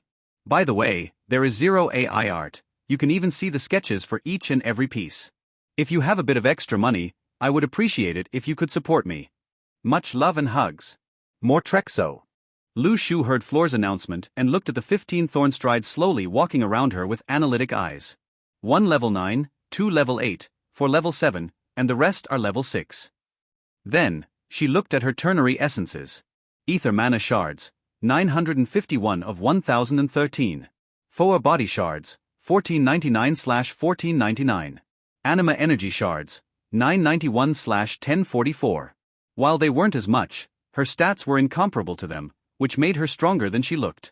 I have 2 attack methods, Willow Strike and Willow Strike Barrage. The first has 20 meters of range, and the second has 12. She pondered as she saw with her 360 degrees vision how some of the Thornstride were preparing to lunge forward. At once, the 2 level 8s and 4 level 7s took the lead, rushing forward the fastest they could. The instant they crossed the 20-meter mark from Lu Shu, the World Tree Heart released ether mana and anima energy across her internal pathways and channeled it toward her branches. Willow Strike. Her branch flew through the air like a whip, aiming for the level 8 creature. This time, the Thornstride was prepared and dodged to the side. While Lu Shu's natural combat sense was not bad, she was no expert. After she failed the attack, she used Willow Strike again and targeted the same Thornstride. This time, Because the creature had dodged quickly and lost some speed, the branch was quick enough to cut through the air and land on its side. Bang! The strike threw the level 8 off balance, making it tumble as a large gash opened on its shoulder. You've dealt 248 damage to Thornstride level 8. The place where the branch landed was the shoulder, so doing more than a quarter of its total FOA body shards was not possible.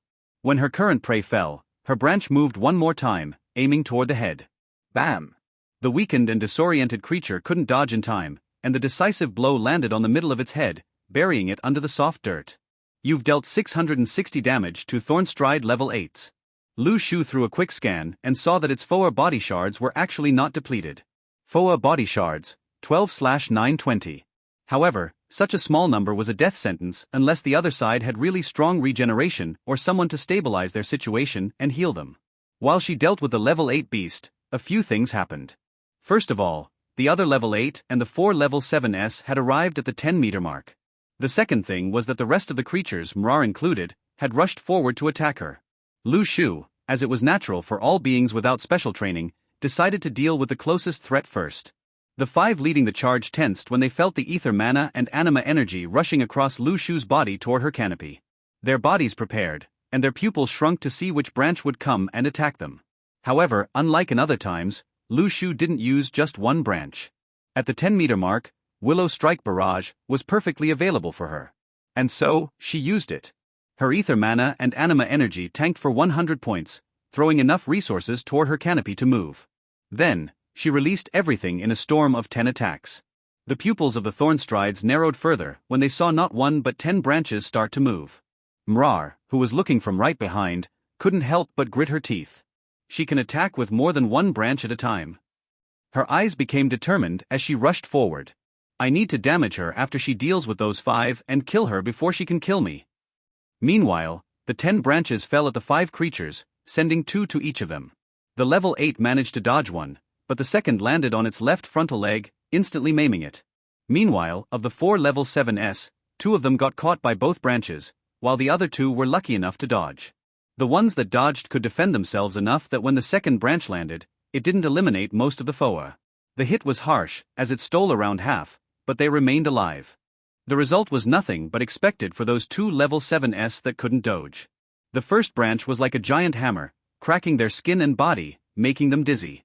Then, the second one was like a blade, piercing the wounded armor and slicing into the being, killing 2 more and reducing the numbers from 14 to 12. Congratulations on defeating Thornstride level 7. You've gained 5 experience points. Congratulations on defeating Thornstride level 7. You've gained 5 experience points. Added to the previous level 5 and 2 level 6s, the experience she had gained for now totaled at 18. Lu Shu looked at the desperate creatures getting very close with an indifferent gaze. Her feelings right now were nothing but calm. Unlike her usual self, it felt as if only this was right. The creatures that attacked her or those around her were enemies she needed to eliminate because those who honestly lived for her well-being were creatures that she needed to protect.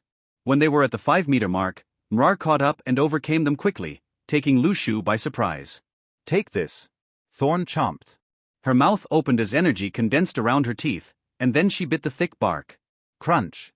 The sound of wood splintering was heard around as Lu Shu felt a sensation of pain run around her body. A Thornstride level 9 has dealt 92 points of damage to you. Lu Shu was angered, and her branches quickly gathered energy, using almost 200 ether mana and anima energy to activate Willow Strike Barrage one more time. Like a storm of attacks, the branches fell on top of them, giving very little space to maneuver. Moreover, Mrar was at an actual melee range, so the attacks came right from above, causing her to receive 2 attacks of the 7 heading her way. For the rest, Lu Shu sent them toward the other 3 who were about to attack her, killing them. Congratulations on defeating Thornstride level 8. You've gained 6 experience points. Congratulations on defeating Thornstride level 7. You've gained 5 experience points. Congratulations on defeating Thornstride level 7. You've gained 5 experience points. Meanwhile, Mrar saw her FOA body shards plummet, each strike landing on her, stealing more than 250 shards. With her 2.174 FOA body shards, losing more than 500 was a blow that made Mrar spit blood. Her eyes bulging and bloodshot, Mrar hissed and attacked with her claws 2 times before biting again. A Thornstride level 9 has dealt 113 points of damage to you. A. Thornstride level 9 has dealt 157 points of damage to you. A. Thornstride level 9 has dealt 162 points of damage to you. The attacks landed on her trunk one after another, slicing off sizable chunks of bark, reaching deep, and making her sap flow. 4 body shards, 975/1499. In her mind, Lu Shu was writhing in pain, as this was her first time receiving the sense of being chopped. Ignoring everything else, Lu Shu's senses warned her that she should deal with Mrar as soon as possible, so she used Willow Strike Barrage one more time. Mrar saw the branches coming her way, but instead of dodging, her eyes shone with a crazed sigh as she lunged forward and tried to rip Lu Shu's top and bottom parts by placing her claws in the slashes she made and pulling them apart. However, as a 5-meter-tall tree, Lu Shu was sturdy enough for that not to be possible with Mrar's strength. Moreover, with her absurd 37 points in physique, Mrar's 21 points fell short. Seeing that it was impossible, Mrar relaxed as she gave up and saw the barrage of attacks coming her way in slow motion. Her hind legs pushed her laterally, dodging the first 2. Then, she jumped backward, dodging another 3 attacks. Congratulations! You've unlocked skill, Basic Motion Vision, F rank level 1. However, Mrar couldn't be happy with it. Now? You couldn't have come 2 seconds earlier. Even with the newly gained motion vision, she couldn't see a way to block the remaining 16 attacks coming her way. From a distance, one could see the branches falling and slamming into Mrar with ruthless accuracy. Bang! Bang! Bang! Bang! Bang! Congratulations on defeating Thornstride level 9, F+ rank. You've gained 35 experience points. Lu Shu looked away from Mrar as soon as she died, and then, she used 200 more ether mana and anima energy, leaving her with less than 100 of each. Her branches moved and aimed at the remaining 9 level 6, killing them all. Congratulations on defeating Thornstride level 6. You've gained 3 experience points. Congratulations on defeating Thornstride level 6. You've gained 3 experience points. Congratulations on defeating Thornstride level 6. You've gained 3 experience points. Congratulations on defeating Thornstride level 6. You've gained 3 experience points. Congratulations on defeating Thornstride level 6. You've gained 3 experience points. Congratulations on defeating Thornstride level 6. You've gained 3 experience points. Congratulations on defeating Thornstride level 6. You've gained 3 experience points. Congratulations on defeating Thornstride level 6. You've gained 3 experience points. Congratulations on defeating Thornstride level 6. You've gained 3 experience points. System hint: from now on, a large number of killing messages will appear as such. Congratulations on defeating Thornstride level 6, *9. You've gained 27 experience points. As soon as all Thornstrides were dead, Lu Shu's aura calmed down, and she gave one final look at her ternary essences. Ether mana shards, 112 of 1013. 4 body shards, 976/1499. Anima energy shards, 144/1044. Returning from her cold and analytical mode, her mind relaxed and spread again around her entire being. Wow! That was intense, hee. Lu Shu hummed in her head, feeling tired and refreshed. I never fought in this manner, it was interesting. Lu Shu used her World Tree Eye to look at the corpses of the 18 creatures around her, and then she realized. Oh? How much experience did I win? Lu Shu looked at her accumulated experience and exclaimed. Wow! I've gained 98 experience points. So many. She still needed more to level up, but she was very satisfied with her progress.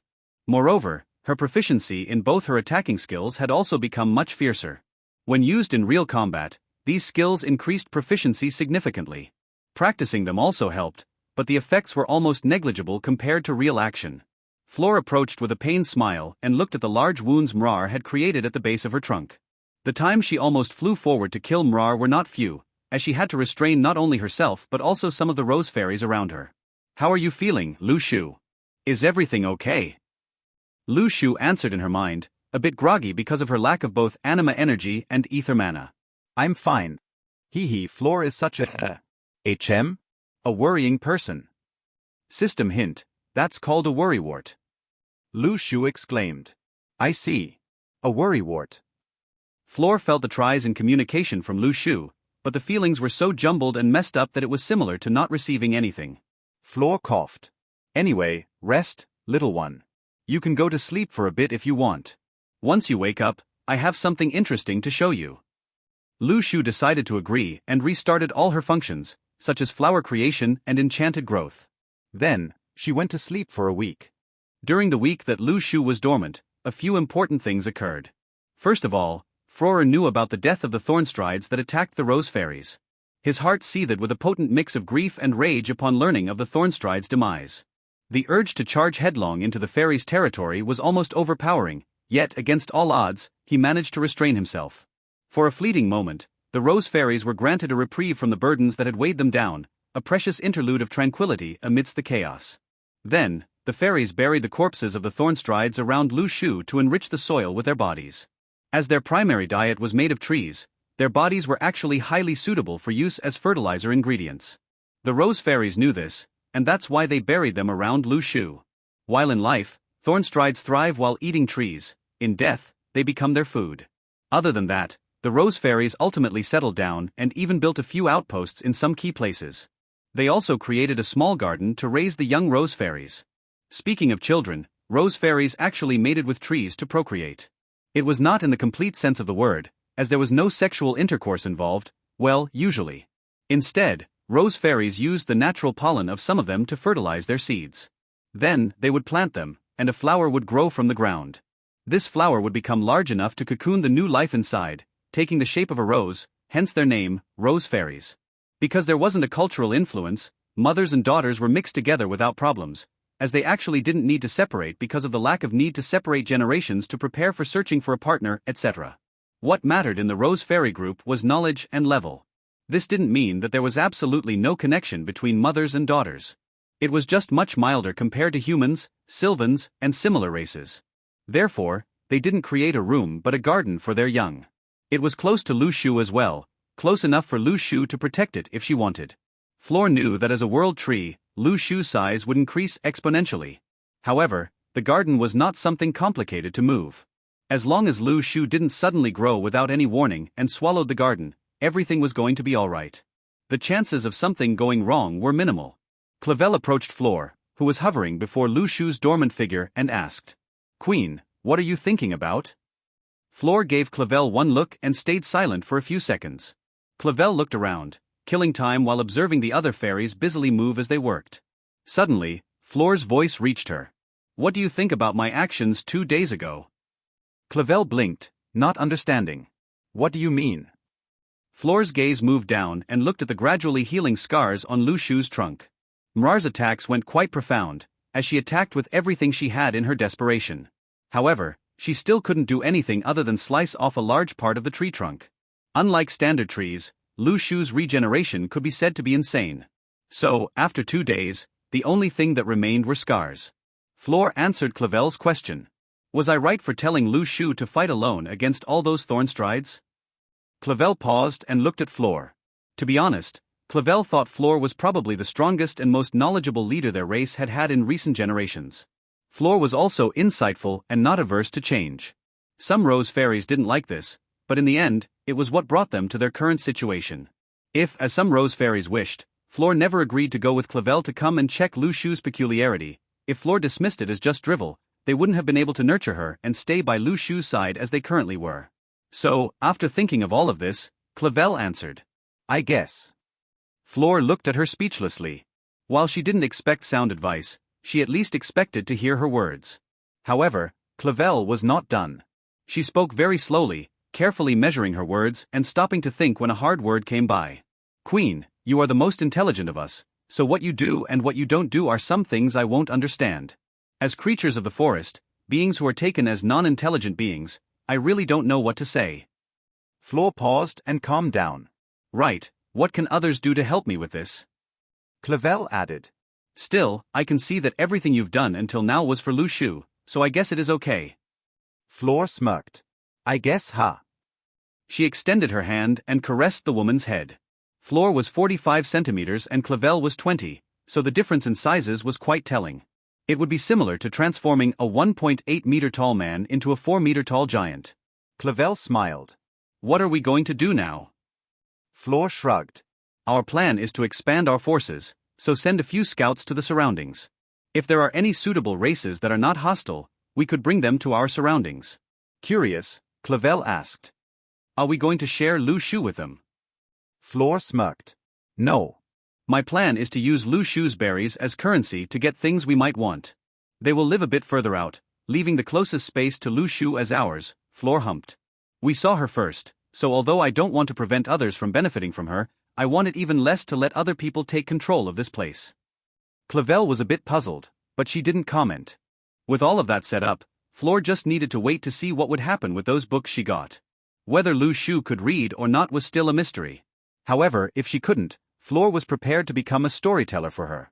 And so, a week went by. Lu Shu's mind activated, and her world tree heart sent energy all across her body, filling it with life. That was a nice sleep. She sent a few pulses of energy to check her roots, an action similar to stretching for humans. What is this?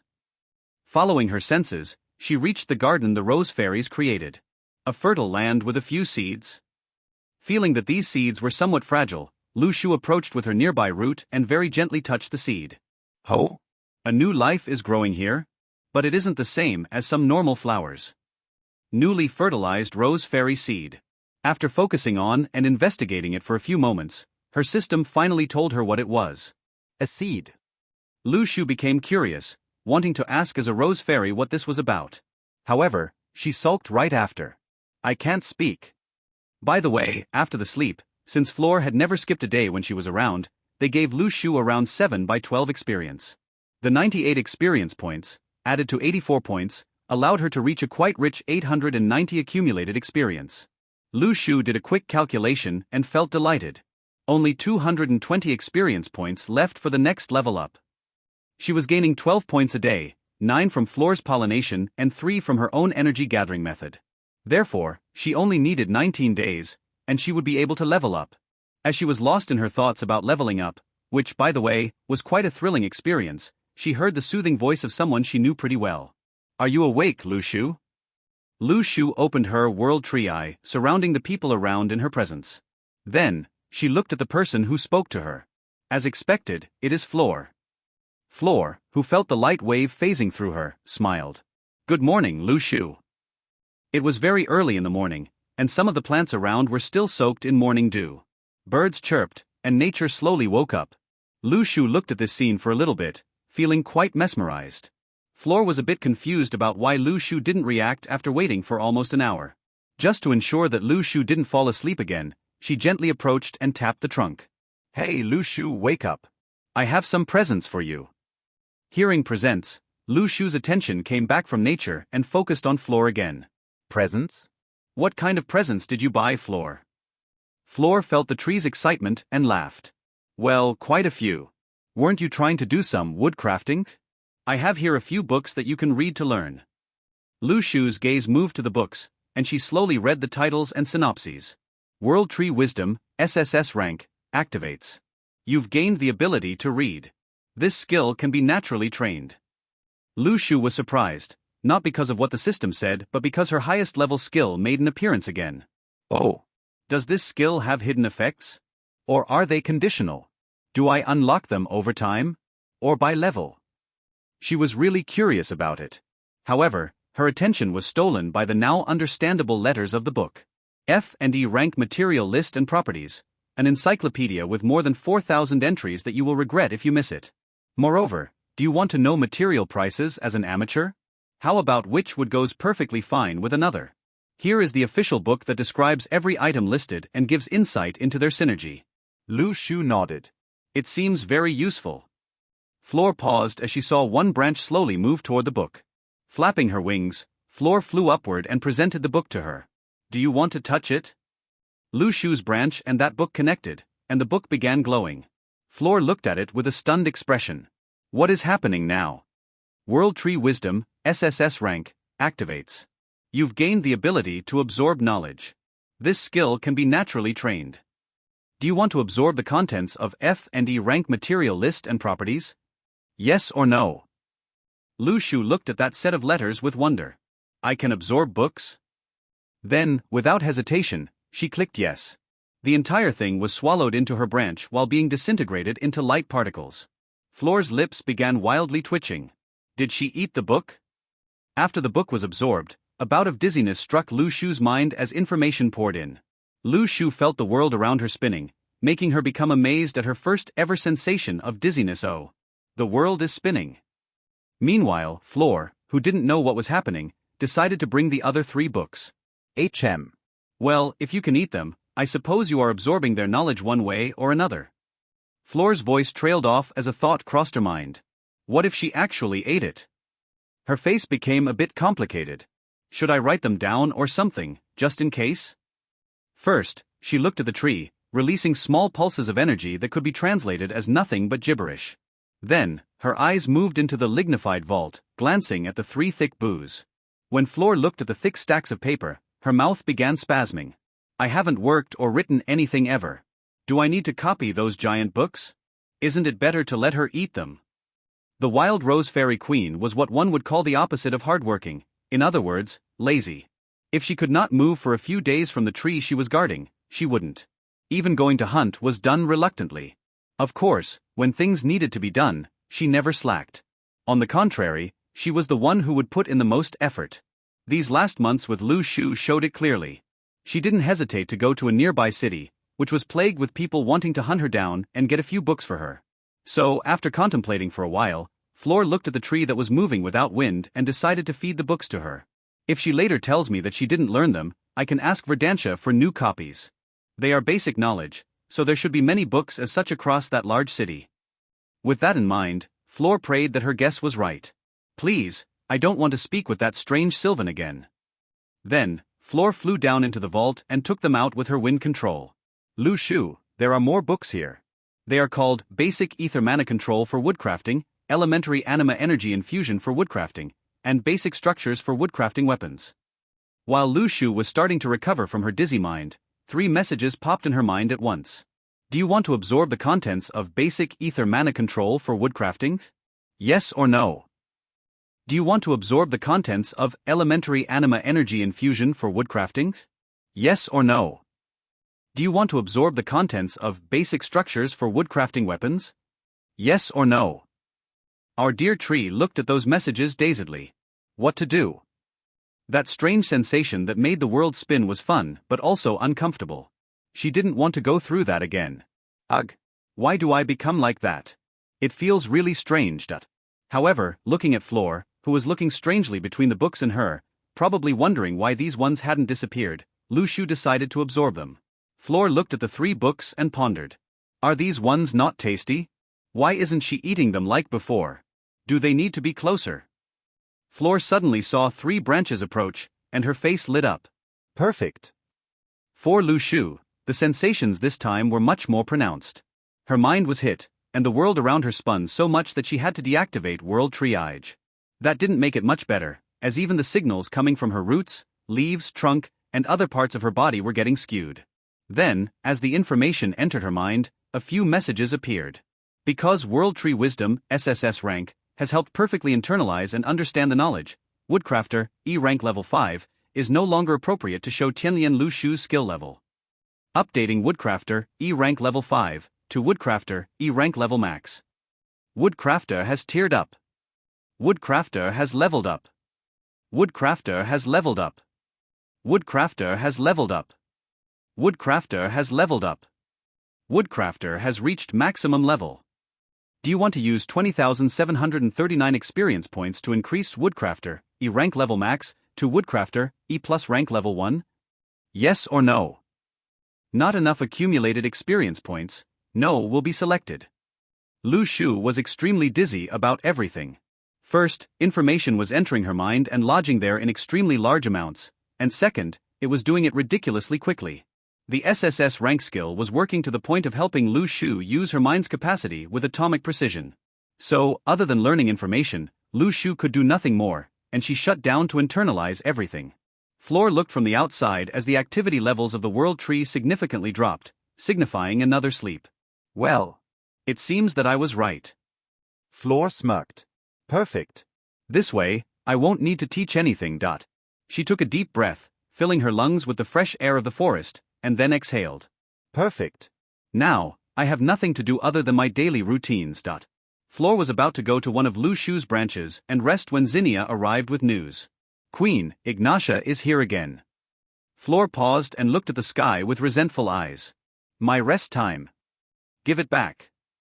Still, even when she felt like telling Zinnia to go shoo away the guest, she turned around and ordered. Guide me there, Zinnia. Zinnia nodded, and both of them flew away. Arriving at the place where Zinnia guided her, Floor looked at Ignatia's figure with surprise. How? Ignatia smirked. Surprised? You are no longer the only level 12 in the Golden Sap Forest, Floor. Floor lifted her eyebrows. I never was. There are plenty of old trees that have reached a quite higher level. Ignatia hummed. Like the one your species took as your territory? Floor nodded. That tree is level 16. Sadly, it lacks intelligence. Hearing her reluctant words, Ignatia laughed. If it had intelligence, I don't think the Thornstride would have dared to attack you. Floor shrugged. It was their choice. I tried my best to make clear that we are not to be trifled with, and yet, you saw. They didn't care and attacked us. Ignatia nodded. Anyway, now that I've cleaned the nest and killed that other. Her face became disgusted as she spat. Queen. Then, her face returned to normal. We will be living really close. Floor asked, curious. Where are you exactly? Ignatia didn't mind telling Floor. She believed that her defenses were strong enough now that she was not only not afraid, but she could tell them where she lived. Well, Floor, if you go up that hill and then move to search for places with a lot of vines, you will see. Floor nodded and listened. I'll keep that in mind.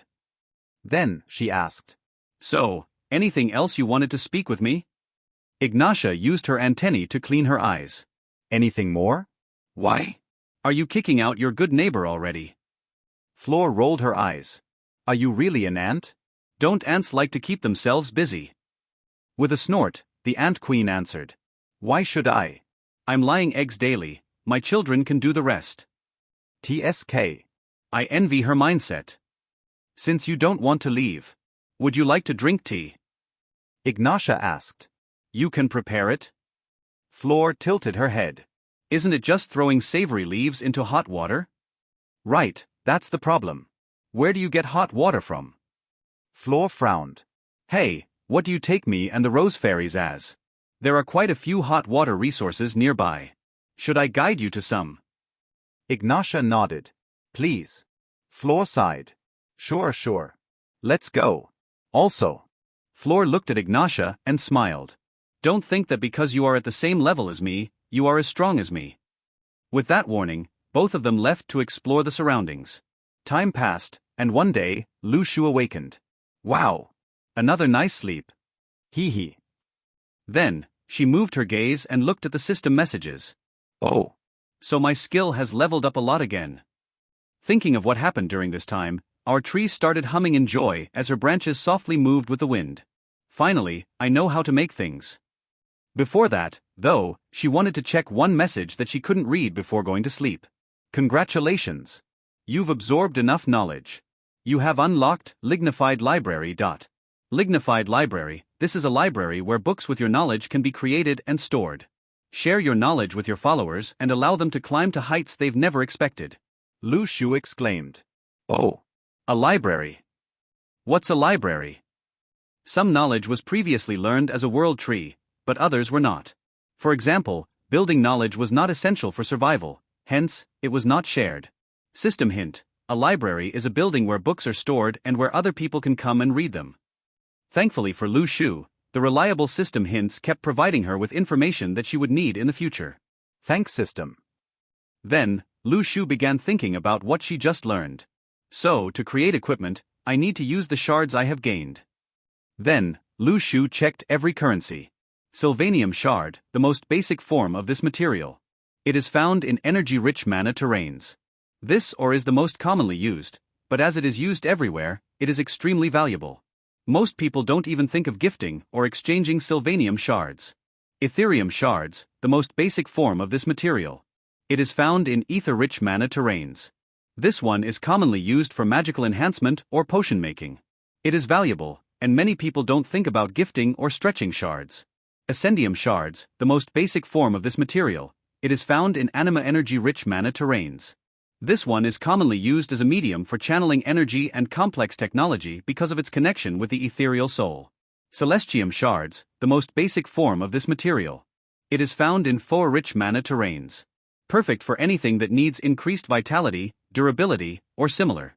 It is not as widely used, but its significance to lifespan makes it almost as valuable as Sylvanium. Cognium shards, the most basic form of this material. It is found in the corpses of creatures as concentrated energy. It is the rarest of them all, as the creation of one of them is nothing but luck. It is used to increase concentration and focus while creating articles to elevate willpower. With the summary of all the materials in her head and adding this, Lu Shu felt happy. To create equipment, I need to use these ores plus standard materials and combine them in different shapes and forms, creating internal structures that help with the desired effects for the weapon.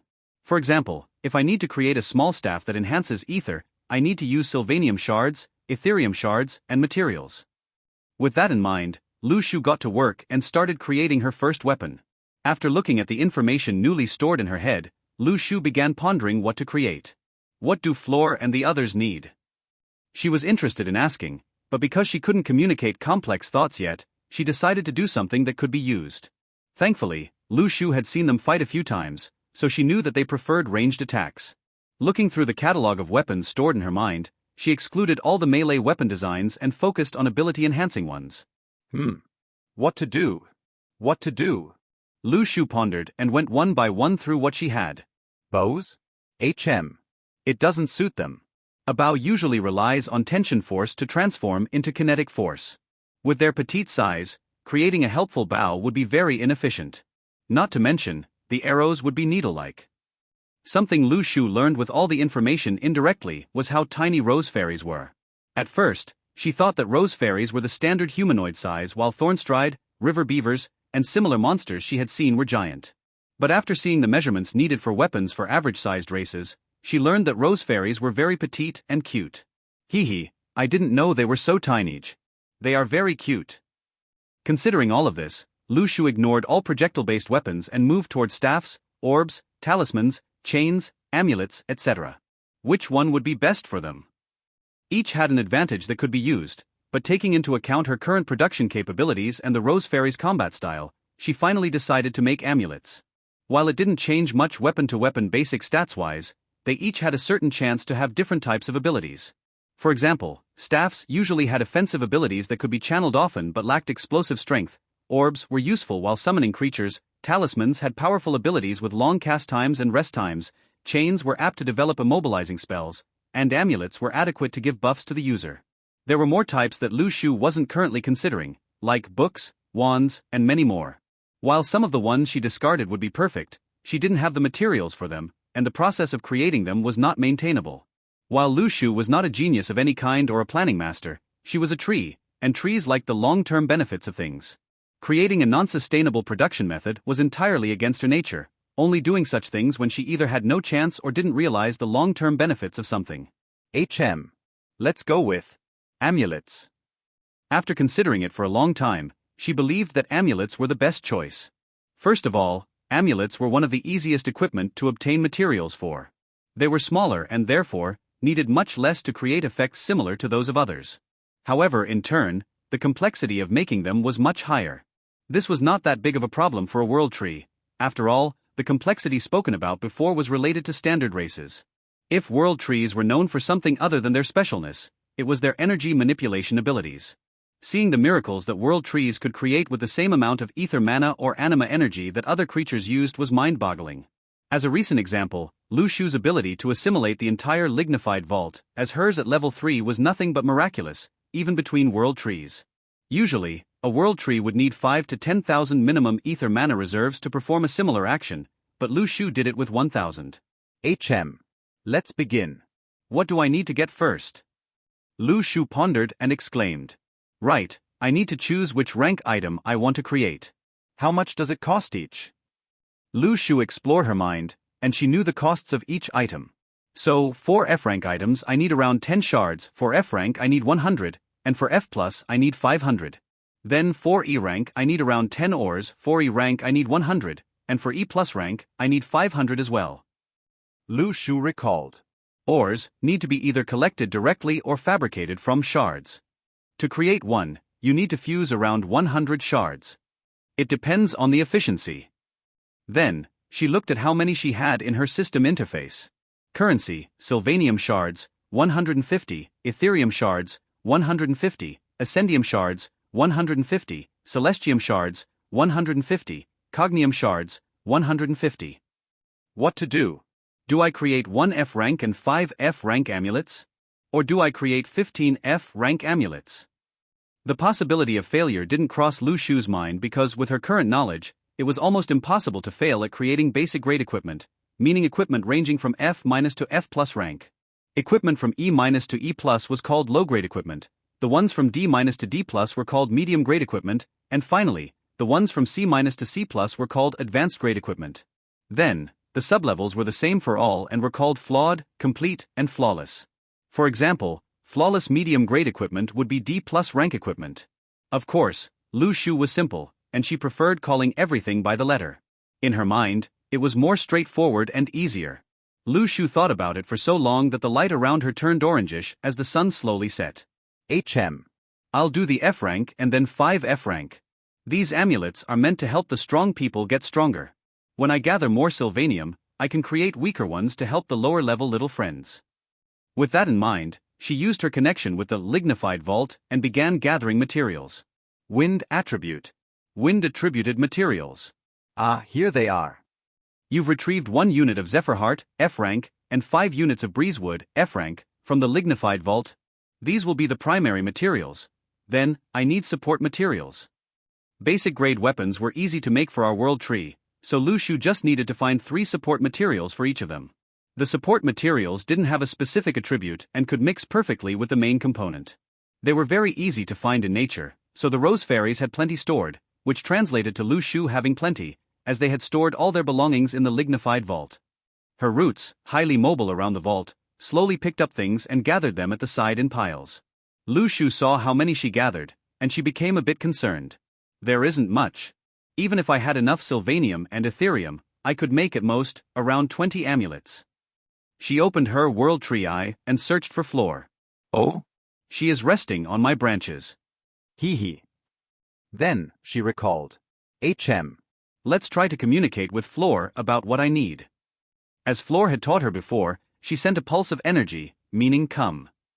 Floor was resting on Lu Shu's branches, covered from the sun by the thin but lush branches, when she received a pulse of energy coming from the tree below her. What's wrong, Lu Shu? She didn't move, which made Lu Shu feel a bit helpless. So, as a young tree would, she spammed the pulses. Floor was suddenly assaulted with the come feeling once a second, and her lips twitched as they bent upward in an amused smile. Really, she is like a child. Okay. I'm moving. You can stop sending signals. Her wings quickly buzzed, and she gently lowered her body, looking at the middle part of her trunk. Well, what's wrong? Lu Shu looked at Floor. How do I tell her to go the vault? Floor waited in front of the tree and heard no answer, making her eyebrows twitch. This time difference between answers is sometimes difficult. Bam! Floor jumped as she heard a loud sound and looked over. She saw one of Lu Shu's roots opening the vault's upper door and then closing it at once. Bam! The second loud sound made Floor understand. You want me to go into the vault? She quickly received an affirmative energy pulse, and Floor nodded. Okay, don't touch it. With her words, the roots stopped holding the half-open vault, and the door closed, trapping one of them. Lu Shu screamed in her mind. Ouch! My root! Thankfully, the Rose Fairy Queen was quick to realize and moved the heavy door up. Oh dear. Are you okay? That must have hurt, right? This door is quite heavy after all. Floor carefully caressed the injured root. Lu Shu felt a strange, pleasant, and tingling sensation, making her avoid Floor's touch by hiding the root in the ground again. The Rose Fairy Queen blinked twice, not sure of what caused that. Did it hurt when I touched it? Anyways, let's go inside and see what she wants. Once inside, Floor looked around with curious eyes. Did something change? Looking around, she felt that everything was like before. If she had to point at something, a few piles of items were separated from the rest. Did someone sort them like that? As Floor approached, she saw one of Lu Shu's roots pop from the ground below them and surround one of the piles. Did you separate these? What are these for? Ah. Floor almost smacked her forehead. I feel like I've wanted to do this action more often lately. Lu Shu looked at Floor, who was wryly smiling in confusion, waiting to see if she understood what she wanted. Floor commented. These are probably the materials to create the weapons, right? Lu Shu became ecstatic that Floor understood right away and sent a few acknowledging pulses of energy, like a child nodding her head a lot. Floor was bombarded again with signals, making her laugh as she waved her hand. Okay. I understand. Congratulations, Lu Shu. You can start creating those soon. You were quite eager lately, right? Lu Shu happily sent another affirmative pulse, and Floor asked. So, you wanted me to see that you are going to begin the weapon-making process. Our tree realized that she still hadn't made her guess the most important thing. Oh, I need Floor and the other little friends to search for the materials. Not for you to admire them. So, she sent a negative pulse of energy. When Floor received it, she was surprised. Not for that? Then why? Lu Shu became thoughtful about how to go about it, making Floor wait until midnight. Finally, when Lu Shu had an idea, she looked at Floor and saw that she was sleeping on one of her protruding roots. Huh? When did she fall asleep? Looking outside, she saw that it was already nighttime. I should wait until Floor wakes up. She always waits for me to wake up, after all. So, Lu Shu patiently waited while preparing how to tell Floor about it. It took Floor 4 hours to suddenly wake up with a start, as her brain remembered that she was speaking with Lu Shu. I fell asleep? I must have been tired. Rubbing her eyes, she looked around the vault and saw something different from yesterday. What's this? The large pile of items at the corner was still there, but it was much more messed up. Clearly, Lu Shu had been searching for things inside of it. Then, the things Lu Shu searched for. Ah, there they are. With a quick glance, the Rose Fairy Queen spotted a new pile of wooden materials. Thanks to her affinities, Floor realized that all the materials here had some affinity for air ether mana. What does she want to tell me? First, she told me to come here and showed me 6 piles of many different items, one of them being clearly bigger. However, her intention is not to show that to me. Floor rationalized. Still, Lu Shu was in quite a hurry for a tree.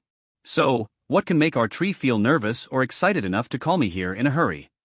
To help her understand a bit, Lu Shu used one of her beautiful roots to squeeze around the pile of air-related wooden materials.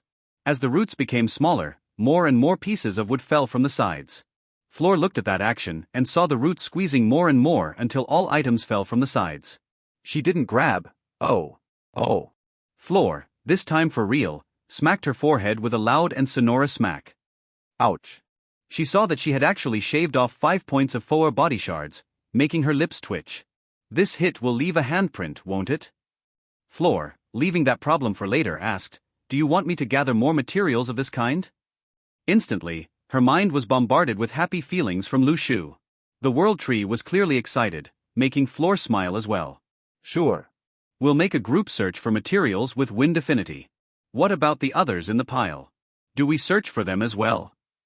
This time, Floor received a much less enthusiastic response, but it was a yes nonetheless. So, we search for them, but with less priority. Got it. Then Floor asked. Was this all Lu Shu? After receiving one final affirmative response, Floor flew out of the vault with one piece of wood from each of the materials to use as an example. When she was out, she realized that the sun had yet to start rising, but since it was a new day, she approached Lu Shu and started using her royal pollination on her. The red dust her wings released quickly filled the air around the World Tree, and then Lu Shu received 9 experience points. She had been asleep for 1 week, and adding today's share, she had received a total of 87 experience points. Now, let's create those amulets. Lu Shu didn't waste time as everything had been prepared for a while. First, she cut off her World Tree Eye from relaying information anywhere other than the vault, where she would do the woodcrafting. First, Lu Shu activated her skill, allowing her ether mana and anima energy to flow through her roots and surround the entire lignified vault. Usually, a room specially prepared for this needed to be used. Rooms for woodcrafting were surrounded in arrays, something akin to circuits that conducted energies to increase the density of energies and also fed the tools the woodcrafter would have in their workplace. Lu Shu had none of this, so she had to make do with her own energy and create a similar environment inside the vault. Thankfully, the vault was entirely surrounded by her roots, so controlling this had many fewer complications than one would imagine. All of this, taking into account Lu Shu's nature as a world tree. It took a while to create this proper environment, around 30 hours. Lu Shu had even to stop enchanted growth to have more room for maneuvering. However, now that she had created it once, recreating it would be much easier as long as the vault's door wasn't opened often. Now, let's begin with the easiest one to familiarize myself. Her roots extended from the walls, slowly reaching out and taking the materials for the basic grade flawed amulet. Following the book's instructions, I should first infuse the shards with energy until they are completely activated. Her roots gently spread over the 20 shards, 10 Sylvanium shards, and 10 Etherium shards. Then, she fed them with the energy required. For Etherium, ether mana was enough. However, Sylvanium was different. Sylvanium was considered the most precious of the 5 materials because if an item were done with just it, it would give all types of stats. Yet, the drawback was that to activate the shards, you needed the same energies that they gave. The use of 4 body shards to create items was risky for some, to the point that there had been previous deaths while creating items that were much higher level than what the crafter could do. As Lu Shu fed them, she felt 200 ether mana, 100 FOA, and 100 anima energy get sucked out of her. Not only that, but because Sylvanium also affected the mind like cognium would, Lu Shu became a bit dazed. This didn't faze her in any case. With the knowledge she had learned, she knew why it was happening, so she ignored it. Good. Now that they are charged, I can set them aside and work with the materials until the shards are needed later. Her gaze moved and landed on the first pile of materials, and then her woodcrafter, rank level max, skill started working. Tendrils of energy spread from her roots, entangling the materials in what other woodcrafters would call nothing but beyond perfect control. Her tendrils coiled around and pierced through the materials as if they were foam. But these tendrils were ethereal, so they could both hold and pierce through the material. Her energy seeped inside, further consuming her ether mana and anima energy. While others usually didn't speak about it much, the willpower stat was also extremely important. The system interface didn't show an energy pool, but mental power could be exhausted, and with it, energy consumption increased. Thankfully for our cute world tree, she had an absurd 30 points in the willpower stat. As her tendrils worked, the materials started changing forms as if they had lost their rigidity. This state was similar to what happened to metal when heated up by the forge. It became malleable enough to be hammered into shape. With woodcrafting, it was similar. Instead of increasing the heat of the material to loosen energy bonds, the world tree infused enough pure energy to make those bonds weak and, thus, create a material state similar to that of heated metal. Of course, while Lu Shu made it look easy, it was nothing but such. In fact, this step separated who could and could not become a wood craftsman in society. When the materials became softer, Lu Shu began molding them using her actual roots. They still weren't as deft as proper hands, but their range of motion was better than hands in some aspects. Lu Shu focused and continued, gradually merging the materials and making them take shape. While she transformed the materials, some of the Sylvanium and Etherium began flying, being attracted by the energies released by the woodcrafting. Lu Shu felt happy. Oh? Perfect. The equipment is created perfectly when the Sylvanium and similar don't need to be manually placed. Instead, they fly into where the crafter intended. After all, the energetic attraction created by the spots left for them could, in theory, attract things like magnets would. Lu Shu paused. Or so the book says. What are magnets, though? While she was curious, she was as quick to leave those thoughts aside and refocus on her current task. So, as Lu Shu crafted the amulet, the shards that were not bigger than half a fingernail slowly moved and merged into the craft. The amulet was meant to be tiny as it should be worn by 20-centimeter tall women. But that was not a problem. Once the Sylvanium and Etherium melded in their spots, they would melt and become one with the piece. That's why rings of extremely high tiers could be created. If not, for top-tier materials that needed exaggerated amounts of materials, it would be impossible to make them small enough to fit around a finger. The amulet shaping continued for a while, and finally, after much effort, a neat amulet with the shape of a leaf was created. Congratulations! You've created Basic Grade Wind Leaf Amulet, Flawed. You've received 1 experience point. Congratulations! You've created Basic Grade Wind Leaf Amulet, Flawed. You've received 5 proficiency points. Lu Shu looked at those 2 messages with a deadpan. Oh. Our cute tree understood that these were too easy to create, but they took their time. For example, to create this one, she needed around 20 hours. Her lack of proficiency was largely at fault as well. Most probably, in the future, she would be able to do them almost unconsciously, like she was currently growing flowers and feeding them to mature quickly into delicious fruits. Lu Shu, curious, decided to take a look at its stats. Level 3 Wind Leaf Amulet, Basic Grade Flawed Level. Plus 26 Ether Mana. Plus 0 FOA. Plus 0 Anima Energy. Ether, plus 6. Physique, 0. Anima, 0. Willpower, 0. Ether Resonance, 0. Physique Refinement, 0. Anima Affinity, 0. Mental Palace, 0. Windy Currents, active. Used to increase movement speed by 20% for a short 2-second duration. It can be used every 10 minutes or by using 10 Ether Mana. Note: this is the first item created by Tiantian Lu Shu. It's crafted decently, and it gives the stats she aimed for. Overall, it's a decent item for the low-level materials she used. Author note: following this, stats that are 0 won't be shown. I just wanted to show the general interface for equipment. Also, don't expect notes on all equipment, hahaha. Level 3? Oh. I can't make equipment of a higher level than my level. Lu Shu became a bit sad. She thought that quality could raise the level of the equipment, but she seemed to be wrong. Well, then. Should I wait until I'm level 4? I'm not that far away after all. After pondering for a bit, Lu Shu chose to wait. While she wasn't that worried about the slight loss of stats, as she would be creating as many of these as possible, she didn't want to waste the F-rank material they had. Nice. I'll call Floor to see if she likes it. With a happy tone, Lu Shu checked around her, and when she found Floor, she began sending spam messages. Floor, come. Come. Floor. Floor. Floor. Floor. Floor, floor. A certain Rose Fairy Queen somewhat regretted teaching the World Tree how to communicate. The Rose Fairy Queen flew toward the World Tree and asked with a smile, "What's wrong, Lu Shu?" Lu Shu, this time, was quick and opened the lignified vault's door with her roots in a swift and eager manner. Come, come. Hee hee, I hope Floor's like it. Floor went in, closing the door behind her. Before she closed it, she heard Clavel's voice. "Queen, where are you going?" Floor paused, holding the door from closing with one hand. Then, she commented as she lifted it slightly and looked at Clavel. "I'm going to check something Lu Shu created. Do you want to see with me?" Clave blinked. Creating. Floor smiled. "Lu Shu has done a weapon or something similar for us. It seems that it is a skill she has learned not long ago." Clavel's eyes opened. "She has created equipment." Floor shrugged. "As I said, this is my first time checking it out. I don't know if it will work or not. But from what I've guessed, that was her intention."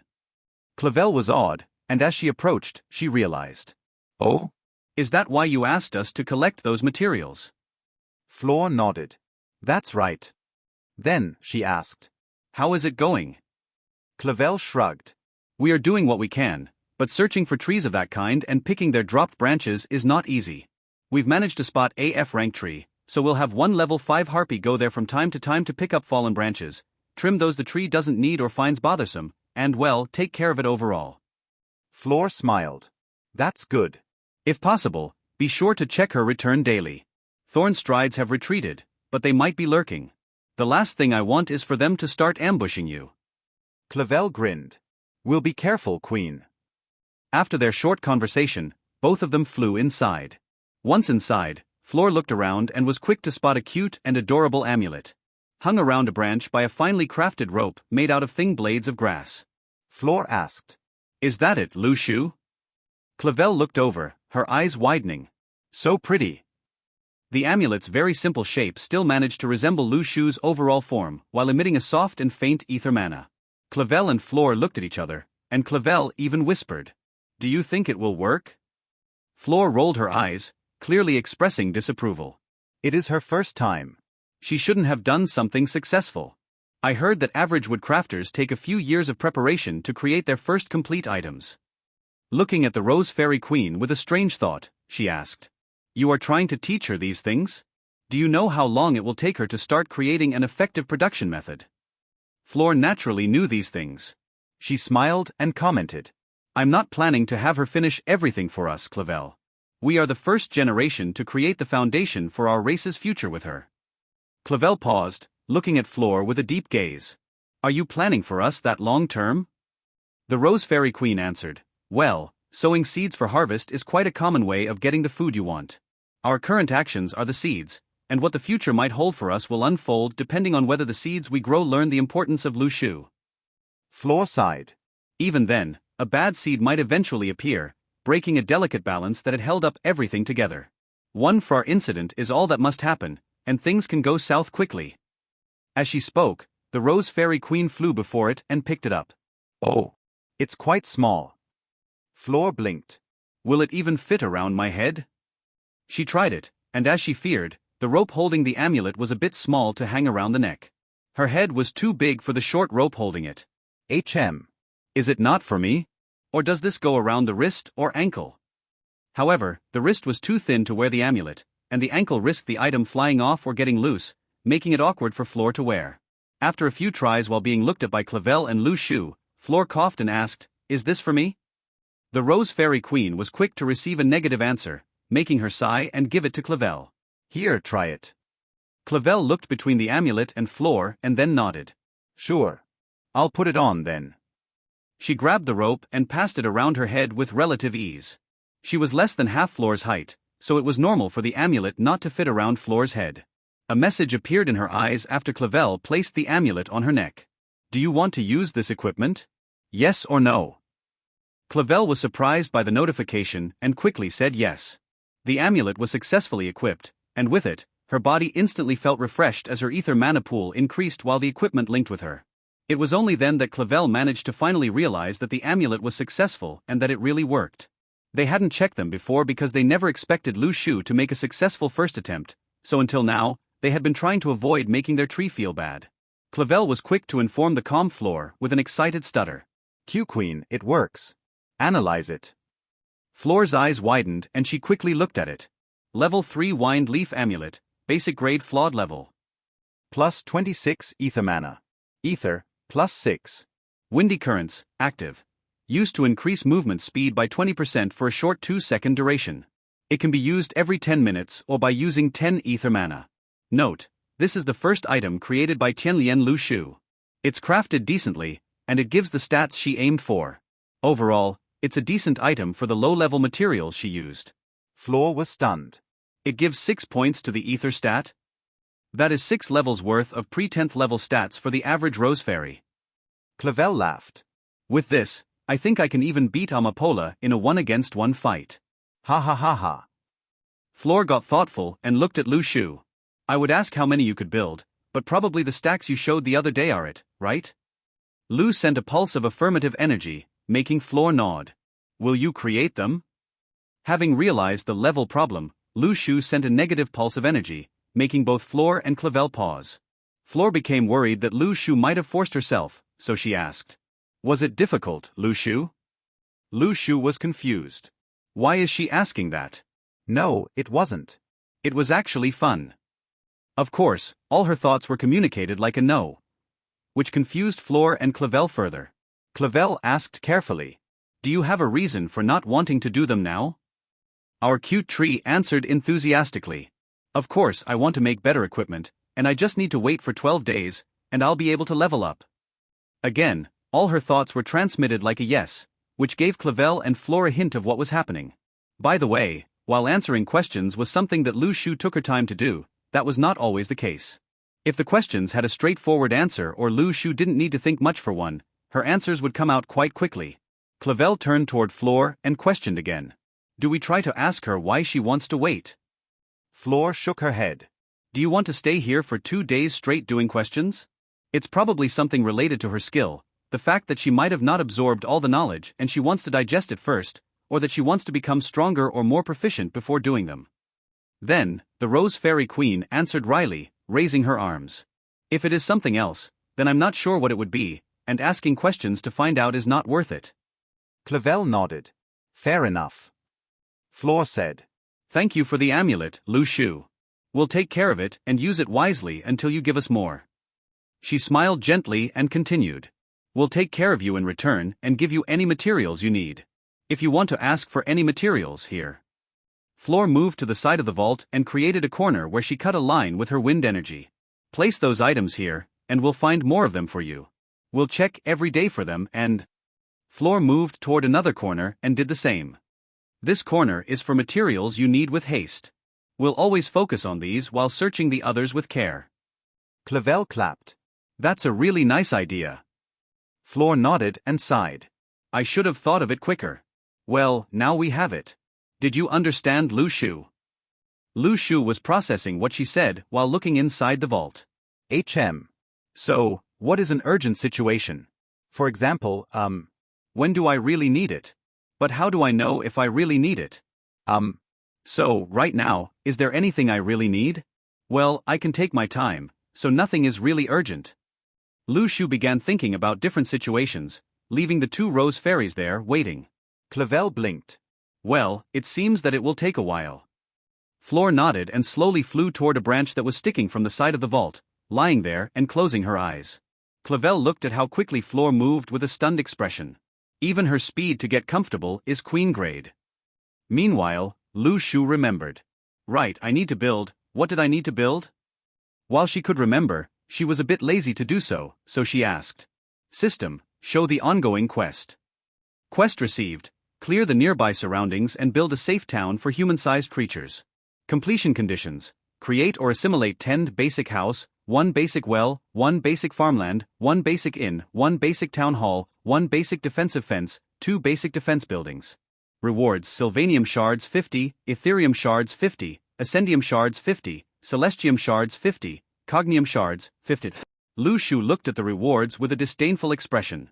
Miser. That's only enough for amulets of the worst grade. System hint, this is a chain quest.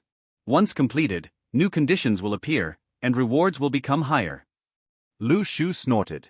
Even then, the rewards are really little. I have to build so many things. And everything I get is 50 shards of each? It's too little. Ignoring the system, Lu Shu refocused on answering Floor's question. Well, I think I got the gist of it, so I should answer that I understood, but not entirely. After waiting for a few hours, Floor finally received an answer, 2 more specifically.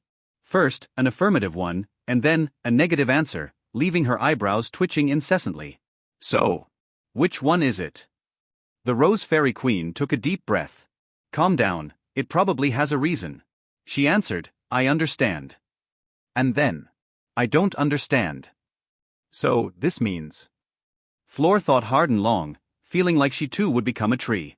Is it that she understands, but not completely, so she answered like this? Floor smiled. Aha. I think it is that. After asking Lu Shu and receiving a yes as an answer, Floor grinned. Great. Clavel, at the side, couldn't help but feel amazed at Floor's ability to interpret Lu Shu's messages. Well, she is the queen because of something, after all. Time went by quickly, and soon, 7 more days passed. During this time, Lu Shu focused on Enchanted Growth and Nature's Gift, gaining a lot of proficiency in the latter. Nature's Gift managed to level up to F rank level 4, going up by more than half the level and approaching level 5. Other than that, Lu Shu received another 84 points of experience. What hadn't happened lately was Lu Shu fighting against anything. After the Rose Fairy set up around her, while they tried not to affect the surroundings so that creatures would still stumble on her, their traces were everywhere. While hiding might fool some creatures, animals were very intuitive, knowing that something was wrong when they entered the Rose Fairy territory. This was more so when the recent Thornstride attack filled this area with powerful scents, marks, and more. In short, the battle had become increasingly scarce. This was the reason for energy methods to be so important all around the world. Still, the fact that experience can be gained through killing meant that powers only focused on it were not strange. A group of 3 people moved along the forest, their bodies surrounded by dark green clothes. They all wore similar deep purple wooden masks. One of them, the one who looked like the leader because of the strength of his general atmosphere, asked as they ran through the forest at a relatively fast pace. Have you all gotten the mission details correctly? Another answered. We need to gain more information about the rumor that has started in Fortuna City, right? The third spoke. Did you expect us to come this far without knowing anything? The one who spoke first snorted. It would not be my first time having to remind newbies of their duties. This group of 3 was from one of the mentioned powers. One of them asked. Do we slice this forest down? There are a few trees that could benefit our experience pools. The leader talked back. Have you not learned anything? Trees and flora in general are not a good source of experience points. Only other plants can benefit fully from the experience they give. In the worst case, You'll lose experience points from killing them. Penalties can be harsh. That person clicked their tongue. I know that world trees or fully intelligent flora are the only thoroughly plant creatures that give experience as usual. If it weren't like that, all forests in the world might have been cut down already. The leader sighed. Being too experience-thirsty is not good, even if we are Void Witherwood disciples. These people were from one of the powers mentioned above. A group of people who venerated strength gained by battle and disdained any other method. Lately, a few people who had come to hunt in the Golden Sap Forest, the forest where Lu Shu resided, noticed the strange movement of creatures. This pushed people to investigate, and they saw groups of creatures of one type moving around. In this world, monster waves existed, which were usually created when a significant shift in the ecosystem forced the majority of beings in one place to move away. As beasts, plant creatures, and other types of beings moved, they didn't attack each other because their focus was on migrating. This lack of aggression could create large masses of creatures of all types that could overrun cities. The name monster waves was given to this phenomenon in honor of the monstrous destruction they caused. It could get so bad enough that even when the highest levels of the creatures inside the mass were in their tens, level 20, level 25, and more could fall prey to them. Plus, the real danger was that as it advanced and swallowed more creatures, experience points were diverted across the stampede, increasing their strength over time. With this latent danger in mind, people would always check out what was happening when a large number of beasts moved at once. Spotting them beforehand could prevent many tragedies. So, Fortuna and other surrounding cities received news of this, making the power station there give missions to their disciples to go and check what was happening. If reports said that the chance was high, then the powers would send their higher-level people. When it was confirmed that a monster wave would occur, then the real powerful people would go and clean up a bit. Hey, leader. I found something. The other two approached that person and looked down. The leader nodded. Good job. These trails clearly come from groups of beasts of the same species. From their distance apart, it should be a quadrupedal beast. With those sharp and pointy-looking parts, it should be a bug-type beast. But look, leader. These are not quadrupedal. The group leader looked over and frowned. That's a woman's footprint? But it's wrong, right? Perhaps she has strange feet? The other two looked at him with a deadpan. However, they didn't completely rule out his words. After all, creatures roaming in the forest could gain really bizarre forms and shapes. Let's follow it. If we manage to spot a large gathering of beasts and report it, we'll get quite nice rewards. Understood. Understood. With a firm answer, the three of them began following the trails on the ground. Meanwhile, in a cave far away from there, a certain ant queen was swinging her slender and long naked legs as she lay face down on a couch. Ah. I'm bored. Lady Ignatia, we've carried what you asked for. Ignatia, the ant queen, looked up and directed her compound eyes toward the entrance of her room. Seeing the petite and red-haired woman who could probably sit on the palm of her hand, she smiled. Oh, you are a new one. The small rose fairy nodded. I was born not long ago, I just reached level 3. Ignatia squealed and swiftly approached, grabbing her and burying her in a literal valley of soft flesh. Cute, so cute, darling. A little level 3 child. What do you want? Do you like this compost I made for my babies? Perhaps playing a bit with them would be nice as well. The ant queen went full motherly mode, making the petite rose fairy melt in the comfort given by the ultimate mother, an ant queen. The small rose fairy was being fed something that was actually delicious while blinking. Lady Ignatia . Call me mommy. The rose fairy blushed. Mommy Ignatia. Ignatia giggled and used her antennae to tickle her face lovingly. Cute. What do you want, baby? First. I've carried this thing you asked for, that long thing. Ignatia's eyebrow raised. Oh? It's done already. The rose fairy nodded a few times. Then, she asked hesitantly. But, wouldn't it have been better to wait? Ignatia smirked. Don't worry. I'm just confident that I have the materials to create something much better in the future. For now, this is best. Then, she communicated with a few worker ants that were around and asked them to carry over the things the rose fairy carried. Seeing it, her mouth arched. Hee, here you are. Level 3 ant carapace amulet, basic grade complete level. +9 ether mana shards. +9 Foa body shards. +36 anima energy shards. Ether, +3, physique, +3, anima, +9, willpower, +3. Vital increase, active. used to increase anima energy shards by 300 for a short period of time. If these anima energy shards are not used in 20 seconds, they will dissipate. It can be used once a day. Note: this is first complete level item. It's crafted to aid the ant queen in laying eggs while giving a decent overall stats boost. The materials were wasted on this low-level item. Overall, it's a decent item for the objective it was built for. Ignatia blinked, cleaning her compound eyes while using her antennae to clean them a bit more.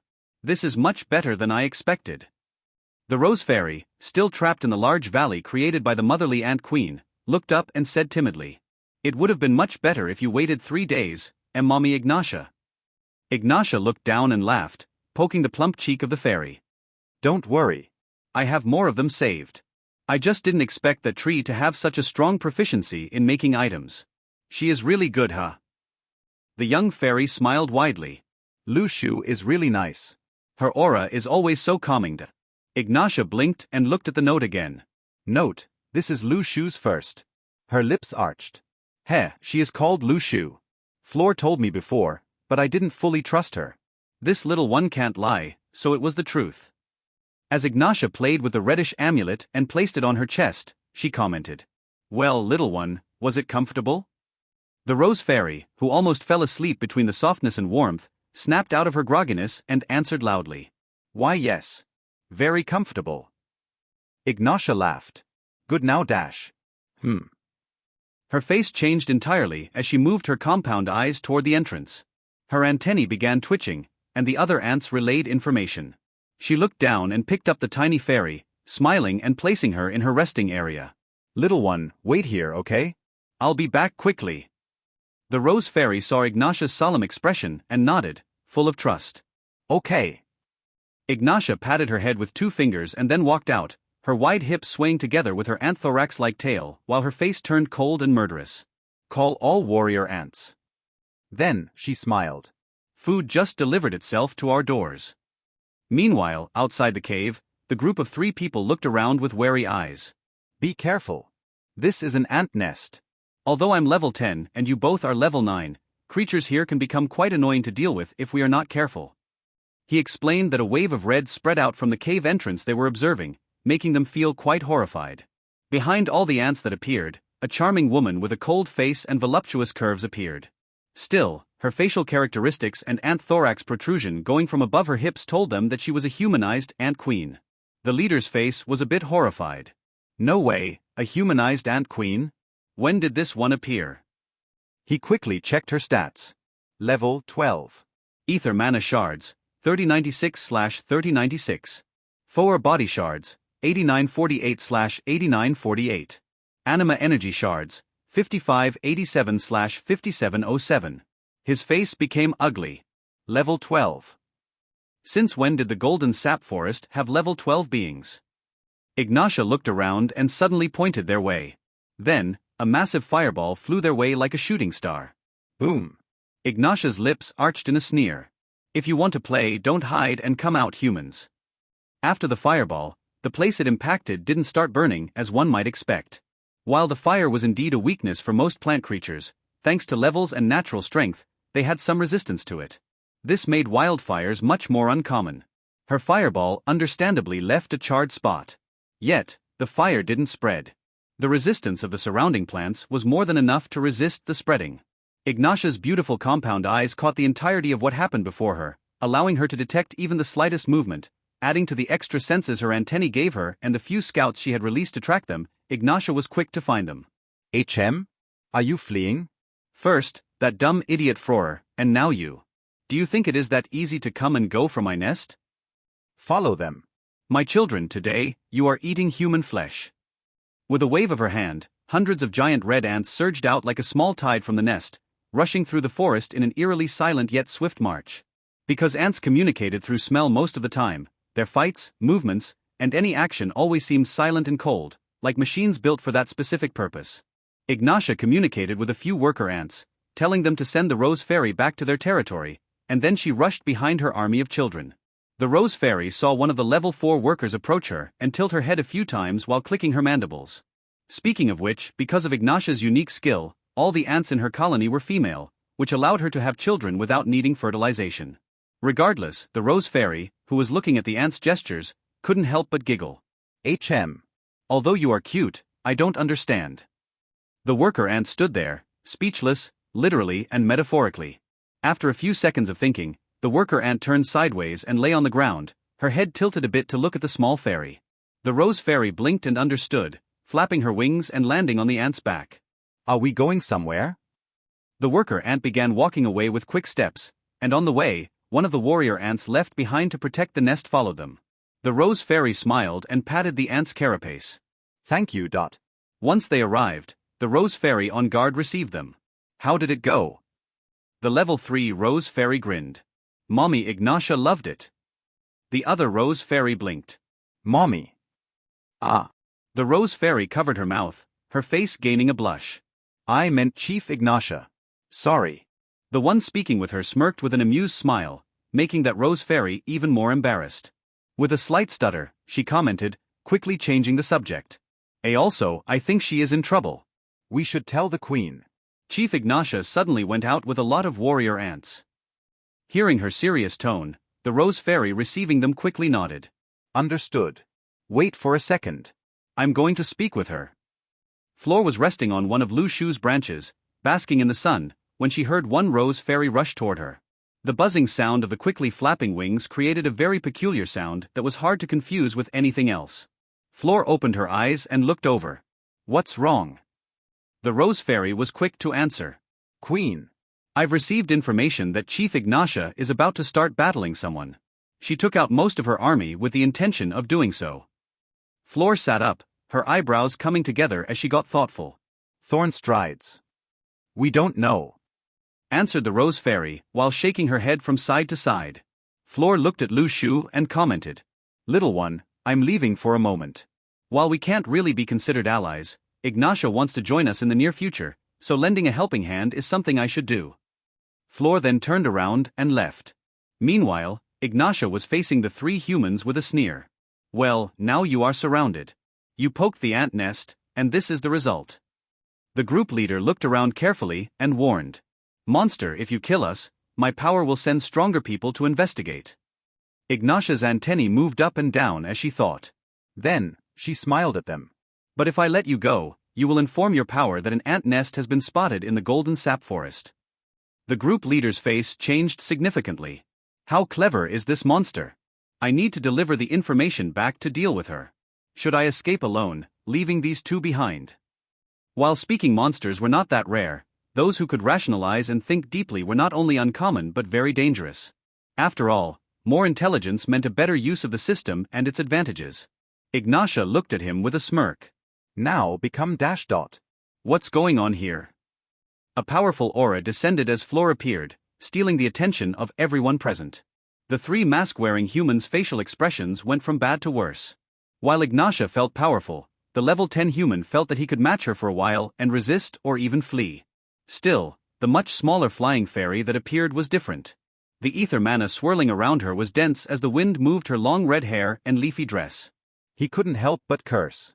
Crap, what is this monster? Her characteristics are close to Rose Fairy's, but the feeling around her is on another dimension. Ignatia blinked and smiled. Flor, why are you here? Flor looked at the three humans and then at Ignatia. I want to ask the same. What is going on? Ignatia snorted. These three came to my nest's doorsteps. I was just telling them that if they wanted to see so much, how about becoming a permanent resident by becoming my children's food? Flor looked at the three humans and commented. Humans are troublesome. Once a few of them die, they will investigate what happened. If they are from the wrong group, we could end up provoking a high-level human. Ignatia nodded. I agree. However, if they leave, my life is in as much danger as if I let them leave. So, Flor, can you lend me a limb to kill them? As long as the next wave of humans doesn't discover me, there won't be any problems, right? Flor hesitated. What if they stumble upon her? Ignatia paused, having forgotten about the special existence in the middle of the grove. Now, it was time for Ignatia to frown. However, that doubt quickly vanished. Ant queens like me who have gained a certain level of intelligence are hunted down quickly. So, I think that the people they will send will be stronger if they return. Not only that, you've also shown yourself. Flor blinked. You are right. At that moment, the human group leader whispered. Run. Floor and Ignatia had been keeping an eye on them all the time, so the second they moved, they also moved. Wind slash. Fire blast. Both of them quickly shot at the weaker humans, their attacks rushing quickly enough for them to have almost no time to react. Slash. Boom. Both attacks hit true, slicing almost 80% of their forward body shards. Still, even when they weren't dead, Ignatia and Floor ignored them and rushed after the level 10 human. As they left, Ignatia's cold voice spread and reached their ears. Eat them. The two humans felt their hearts drop as the ants surrounding them rushed forward, clearly intending to eat them alive. No. Get away from me. AH. I don't want to die. However, their pleas were useless, as the ants had received an order from their queen and mother. The humans wanted to resist, but it was futile. With the powerful attacks they received, their bodies were weakened to the point that even a single level 7 warrior ant would probably be able to deal with them. They were surrounded by hundreds, some level 8 and 9 ants included. Floor and Ignatia ignored the shrieking humans while quickly navigating the forest to catch up with the swift human. Ignatia's compound eyes quickly analyzed the surroundings as her curvy body agilely navigated the lush forest. Her quick dash was helped by the branches, sticking roots, and even some springy flora, which allowed her to flash through the forest with incredible precision and agility. Floor was even more impressive. Her physique stat was much lower than Ignatia's, but she had the skill called Frantic Flight. This skill was an E-rank skill, an entire tier above what Ignatia used. Her ether stat was also high enough to make her ether mana break through the 5 digits. Combining both, her body was like a ghost, rushing forward much faster than Ignatia and swiftly closing the gap between herself and the level 10 human. The group leader was sweating as he felt Floor's presence approaching, and Ignatia followed at a slightly faster speed than his. If it was only that ant queen, I would have no problem escaping. However, he took a quick glance behind him and saw the small rose fairy queen right at his heels, getting too close for comfort. This monster is too fast. I couldn't analyze it previously, but compared with the ant queen, she should be at least 1 or 2 levels ahead. He was cursing his bad luck in his mind. How could he find an ant nest by chance, and instead of being a normal one, he had to stumble across one with a humanoid ant queen? If that wasn't bad enough, the ant queen seemed to be in alliance with an absurdly powerful fairy queen. It really felt as if someone wanted him dead. Floor followed behind, and when she was close enough, she spoke. Stop. I'll count to 3. 1. The man sneered. As if I will, huh? Wind slash.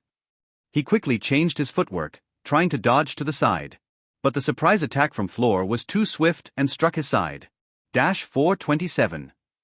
The human took a sharp breath in pain, and his steps faltered for a moment, allowing not only Floor but Ignatia to close the distance. I got hit. TSK, since you are so eager for a fight, I'll give you one. When he felt that Floor was close enough, he used a tree in front of him and his trained legs to do a side jump by using the tree as a spring. Floor's eyes flashed with surprise when she saw the blade rushing at her. Dodge. But as her own attack, Floor wasn't prepared, and the only thing she could do was create a makeshift barrier with wind ether mana, deflecting the blade away from her neck. It still managed to land on her stomach, blasting her flying for several meters. Dash 865. Floor didn't have as many Foa body shards, so this hit took away a fifth of her Foa reserves, showing how fragile rose fairies were if you managed to close the distance. Still, the human man was not happy about his strike. Only 800? Her body is really tough. I should have bisected her. Fire blast. The human man snarled. Annoying ant queen. He quickly moved and slashed sideways, using decent sword mastery to slash precisely at the fireball rushing his way. Boom. The explosion hit him head-on, slicing around 300 of his 6,000 Foa body shards. What he didn't realize was the silent attack rushing at him from behind. Slash. A lethal gush of blood sprouted from his back as a large number appeared in his eyes. Dash 2360. Shit. Who was it? He quickly looked behind him to see who attacked, and his eyes widened when he spotted the relatively small fairy looking at him with a cold face. What surprised him the most was the fairy's state. My sword was that shallow? Floor had a significant slash going across her chest, but she looked perfectly fine and free of injuries.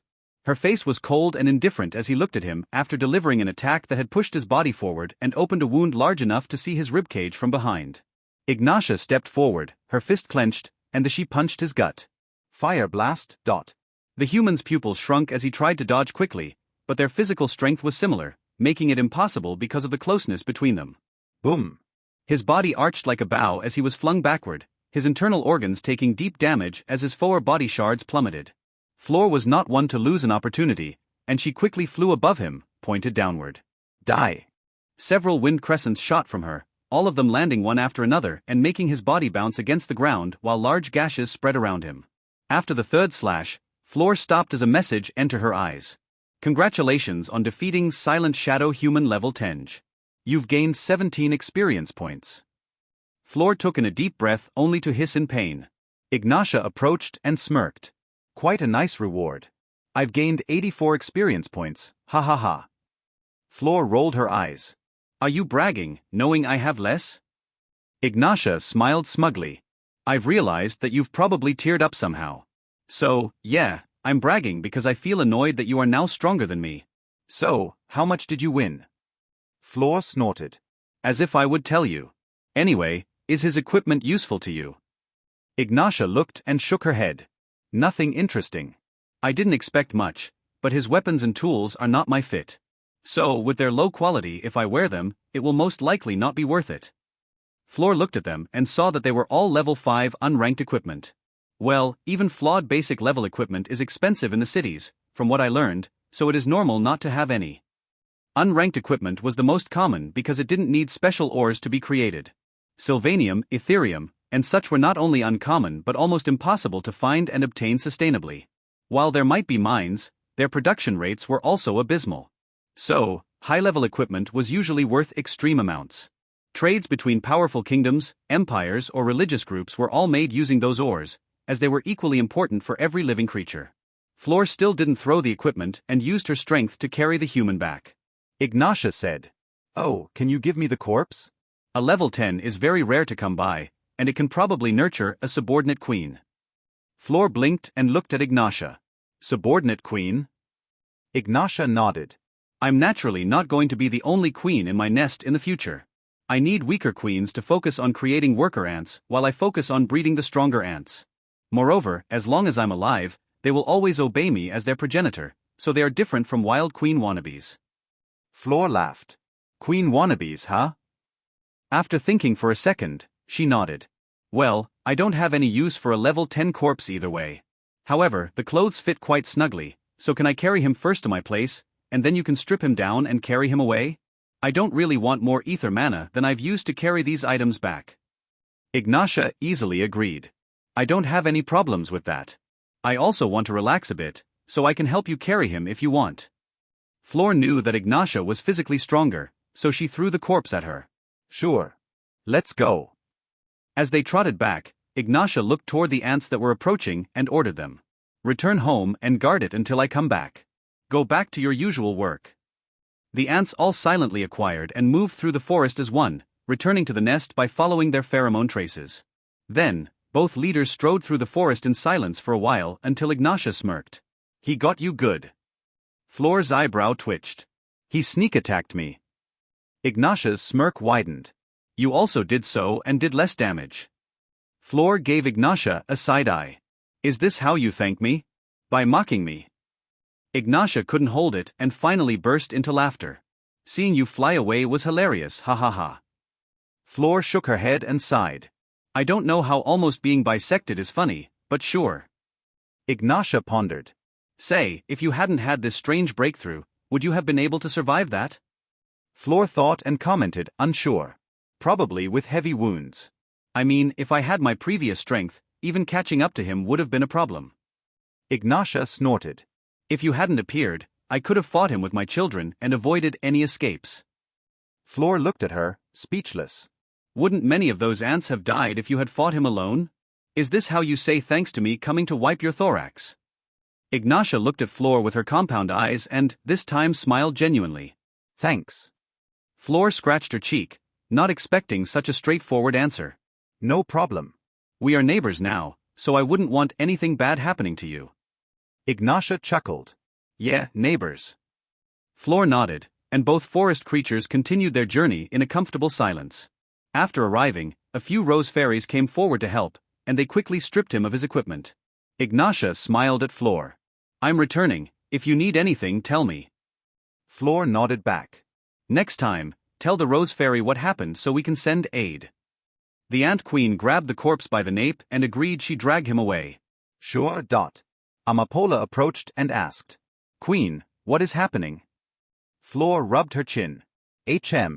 We have a problem. Some humans appeared outside of Ignatia's nest, and it doesn't seem like a coincidence. There will probably be more creatures coming. Amapola frowned, looking worried. If a strong Sylvan comes with bad intentions, we will be helpless. Floor got thoughtful as she turned to look at the trees standing in the middle of their now living area. Perhaps not so much. Her eyes moved to the small garden they built at the side and asked, Speaking of which, how are the young ones growing? Amapola's face changed from worried to ecstatic. Lu Shu's aura is doing wonders on their development. I feel like they will be stronger as a base than normal fairies. Floor blinked. Stronger. Amapola nodded enthusiastically. One of them has been born, and because of Lu Shu's influence, her base stats are like this. Ether mana shards, 35 of 35. Foa body shards, 11 out of 11. Anima energy shards, 22 of 22. Floor's eyes widened when Amapola told her. No way, that's 50% more ether mana, and the anima energy reserves had been doubled as well. Amapola commented. We've guessed that they are probably F+ tier instead of F tier at birth. This is a massive improvement. Moreover, this one was transplanted, so she hasn't received the entire benefit since birth. It will take a few more months for the newly planted rose fairies to be born, but we are sure that when they hatch and level up, they will become much stronger than we are. Floor laughed. Good. Like in your case, a rose fairy reaching the F+ tier is very rare. However, now we will be guaranteed to reach that level. Floor looked at Lu Shu and said with a wistful tone, Perhaps, reaching the E tier is not completely out of the question. Floor was currently at that tier but reached it by luck. Therefore, her expectations were not high for rose fairies to break this significant barrier alone. However, she didn't think it was utterly impossible. After all, they had Lu Shu. She is just level 3, and she has already managed to influence our race's basic tier by one small level. If she reaches level 10. Floor couldn't bring herself to imagine what kind of gargantuan influence Lu Shu could have by then. She will probably be the golden sap forest's overlord, right? No. Perhaps more. But. Floor looked in the direction of Fortuna City. There is another world tree in that direction, right? I've heard that world trees don't like each other's presence much, but I'm not too knowledgeable about it. I should add it to the list of information we need Verdantia to collect for us. Floor paused. Speaking of her, I wonder what she is doing? I should go visit her when I have time. Amapola commented. Also Queen. We've noticed that the Thornstride had been spotted in the River Beaver and Myconid territory. Floor's eyebrows raised. Myconids? Aren't they descendants of a fungus race and relatively tame? Floor was about to call them lazy, but her lifestyle was not much different from someone growing roots. Other than her routinely scheduled hunt rounds, she would stay by Lu Shu's side, enjoying nature and manipulating ether mana for fun. Amapola nodded. We just received a report from the fairies we stationed around. Her face became a bit sad. Speaking of which, one of them died. Floor paused and sighed. Tell them to be careful.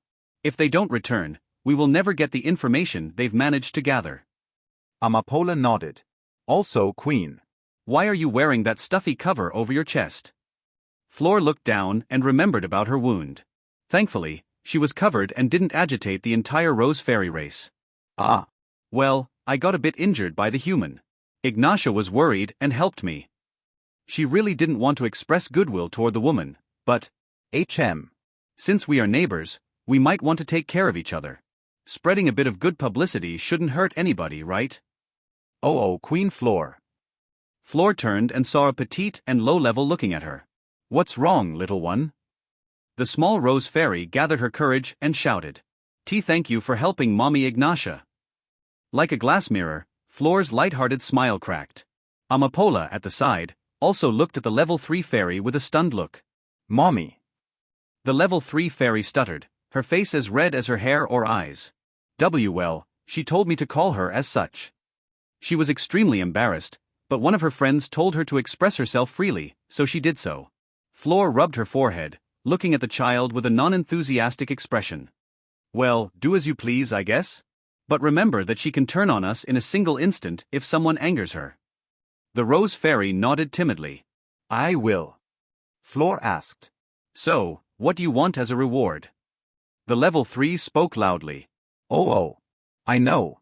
A brush with hard bristles. Floor's lips twitched. Why do you want that? The level 3 fairy smiled bashfully. To brush Mommy Ignatia's carapace. Floor answered in a single dry sound. Oh. Lu Shu was excited today. Why was she excited? Well, this is what her accumulated experience showed. Accumulated experience, 1098. Lu Shu giggled in her mind, feeling happy. Just a little bit more. What would be the changes? Will I gain anything new? Perhaps a new fruit. Or What more can I learn? Oh. A new skill? But I hope it isn't too high level, or I won't be able to use it. Lu Shu realized. Right. There is also the basic stat gain. Will I become much stronger? Perhaps I can fight that big bad guy. Lu Shu's branches happily swayed from side to side. Although the movement was not that noticeable, it was enough to hear a very gentle and soothing rustling of leaves. Floor opened her eyes from her sleep, feeling the mood of the young world tree, and yawned. Are you happy, Lu Shu? Lu Shu answered in her mind even though Floor couldn't understand. Yes. Today is my level up day. He. What do you think I will develop, Floor? I hope that I can become bigger. Also, I want to have my roots go deeper. I found very yummy things under the earth, which is nice. He. Floor felt waves of energy with a meaning close to calling her and saying that she was happy, making the Rose Fairy Queen feel like Lu Shu suddenly had a problem. Why is she calling me and telling me she is happy? I wonder what goes through a tree's head. Then, Lu Shu realized something. Oh. But when I become bigger, the Rose Fairies will have a harder time cleaning me and taking care of me. A difficult decision was presented, but it was almost instantly discarded. I want to grow big. How big? Big. While word trees could be considered a blessing for creatures on land, air, and even water, they were very voracious in their own territory. As the world tree's roots spread, the flora changed or subordinated to them, becoming their source of energy and strength. That's why, stats-wise, world trees were usually in an entire dimension of their own. Of course, the tier was the thing that affected stats the most at the same level, the only detail that couldn't be seen through the system's interface. However, more often than not, tier was innate and unchanging. It changing was rare, and for large changes, you would need lucky chances and powerful treasures or the influence of an exceptional creature. After taking a deep inhalation of the forest's breath, Floor looked at the sunrise and smiled and commented. A new beautiful day. Then, she checked her injury and saw that it was mostly healed. Her Foa body shards were also at more than 90%, making her feel healthy. Her ether mana shards were still lacking. After all, she used a good chunk to heal her wounds and kill the human. It will take around a week to recover to my peak. Lu Shu's berries can only help me recover an extra 50 per day, which is honestly not much. Still, it helps. Thinking of them, she flew to one of the branches and gently picked 5 of them. While there were special fairies in charge of this action, Floor was their queen, and she could do as she pleased. Floor sat back on Lu Shu's branch and smiled. Lu Shu, your fruits are as delicious as ever. Lu Shu looked at her with speechlessness written all over her aura. As Floor calmly ate her berries, she was suddenly bombarded by Lu Shu. Floor, use that skill on me. Floor. Use that red duelist, Floor. Why are you not using it? Use it. I'm about to level up. I weigh in 2 level you up. Thankfully, or not, Floor didn't understand a word other than that Lu Shu was calling her incessantly. Her eyebrow twitched constantly as waves of aura hit her brain one after another. What now? What's wrong? Aren't I literally sitting on her branches? Why is she calling me? Floor coughed and asked. What do you want, Lu Shu? Can you stop bombarding me with messages? Lu Shu stopped, looking at the Rose Fairy with curiosity. Do their eyebrows twitch when they receive my messages? I need to be careful then. Floor thought about it and sighed. Well, let me do the morning routine before we talk. Lu Shu laughed. He, she answered what I wanted without knowing. A Rose Fairy Queen level 12 has used Royal Pollination on you. You've gained 9 experience points. Basic Pollination has been used with Royal Pollination. Ether plus 12, Physique plus 12, Anima plus 12, willpower plus 12. Duration, 23 hours 59 minutes and 59 seconds. You've gained a 5% increase in plant production rate and growth rate. Duration 23 hours 59 minutes and 59 seconds. Reading the 3 messages that appeared every day, Lu Shu felt delighted. Hee, finally I have enough. You've used Basic World Energy Gathering. You've gained 3 experience points.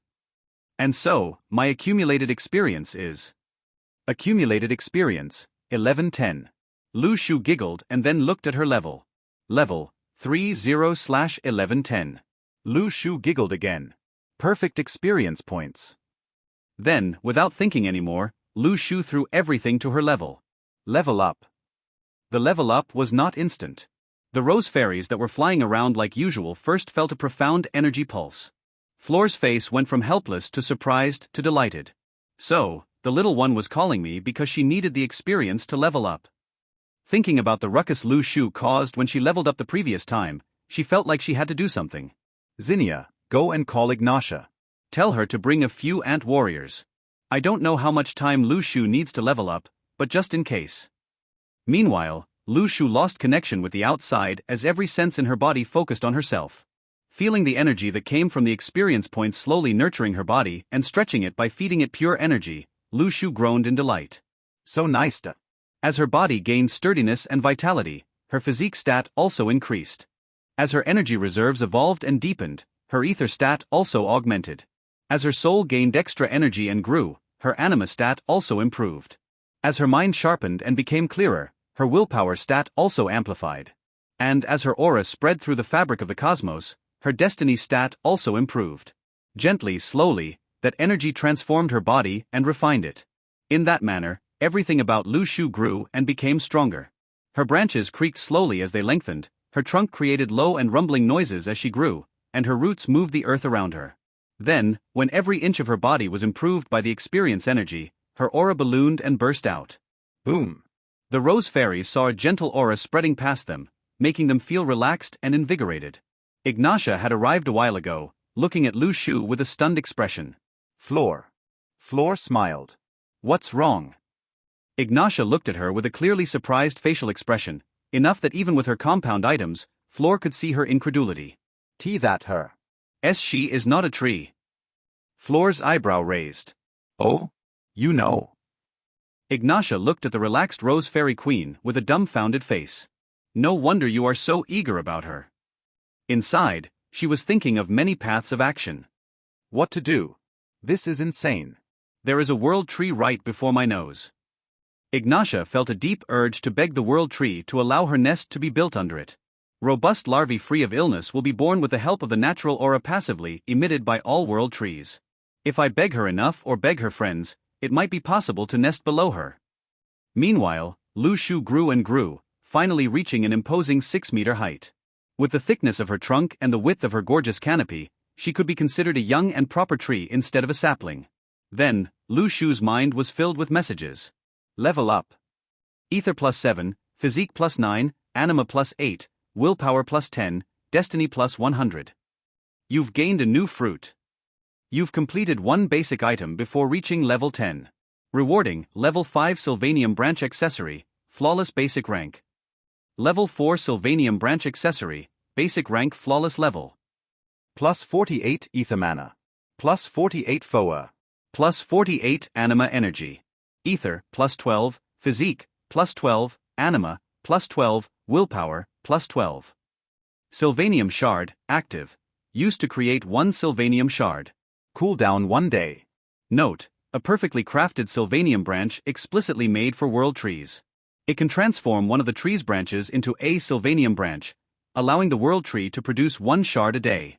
Author note, equipment and buffs will appear merged in the sum to the basic stats. Name, Tiantian Lu Shu. Titles. Awakened, a title that's gained when a tree gains sapience and evolves, gaining human-like intelligence. World tree, a tree that can grow to be an overlord, admired by many, hated by some. Hidden titles. 9. Race, world tree. Energy method, basic world energy gathering, gathers experience points * level per day. Level, 40/1900. Ether mana shards, 2962/2962, plus 106.7/hour. Foer body shards, 3959/3959, plus 142.6/hour.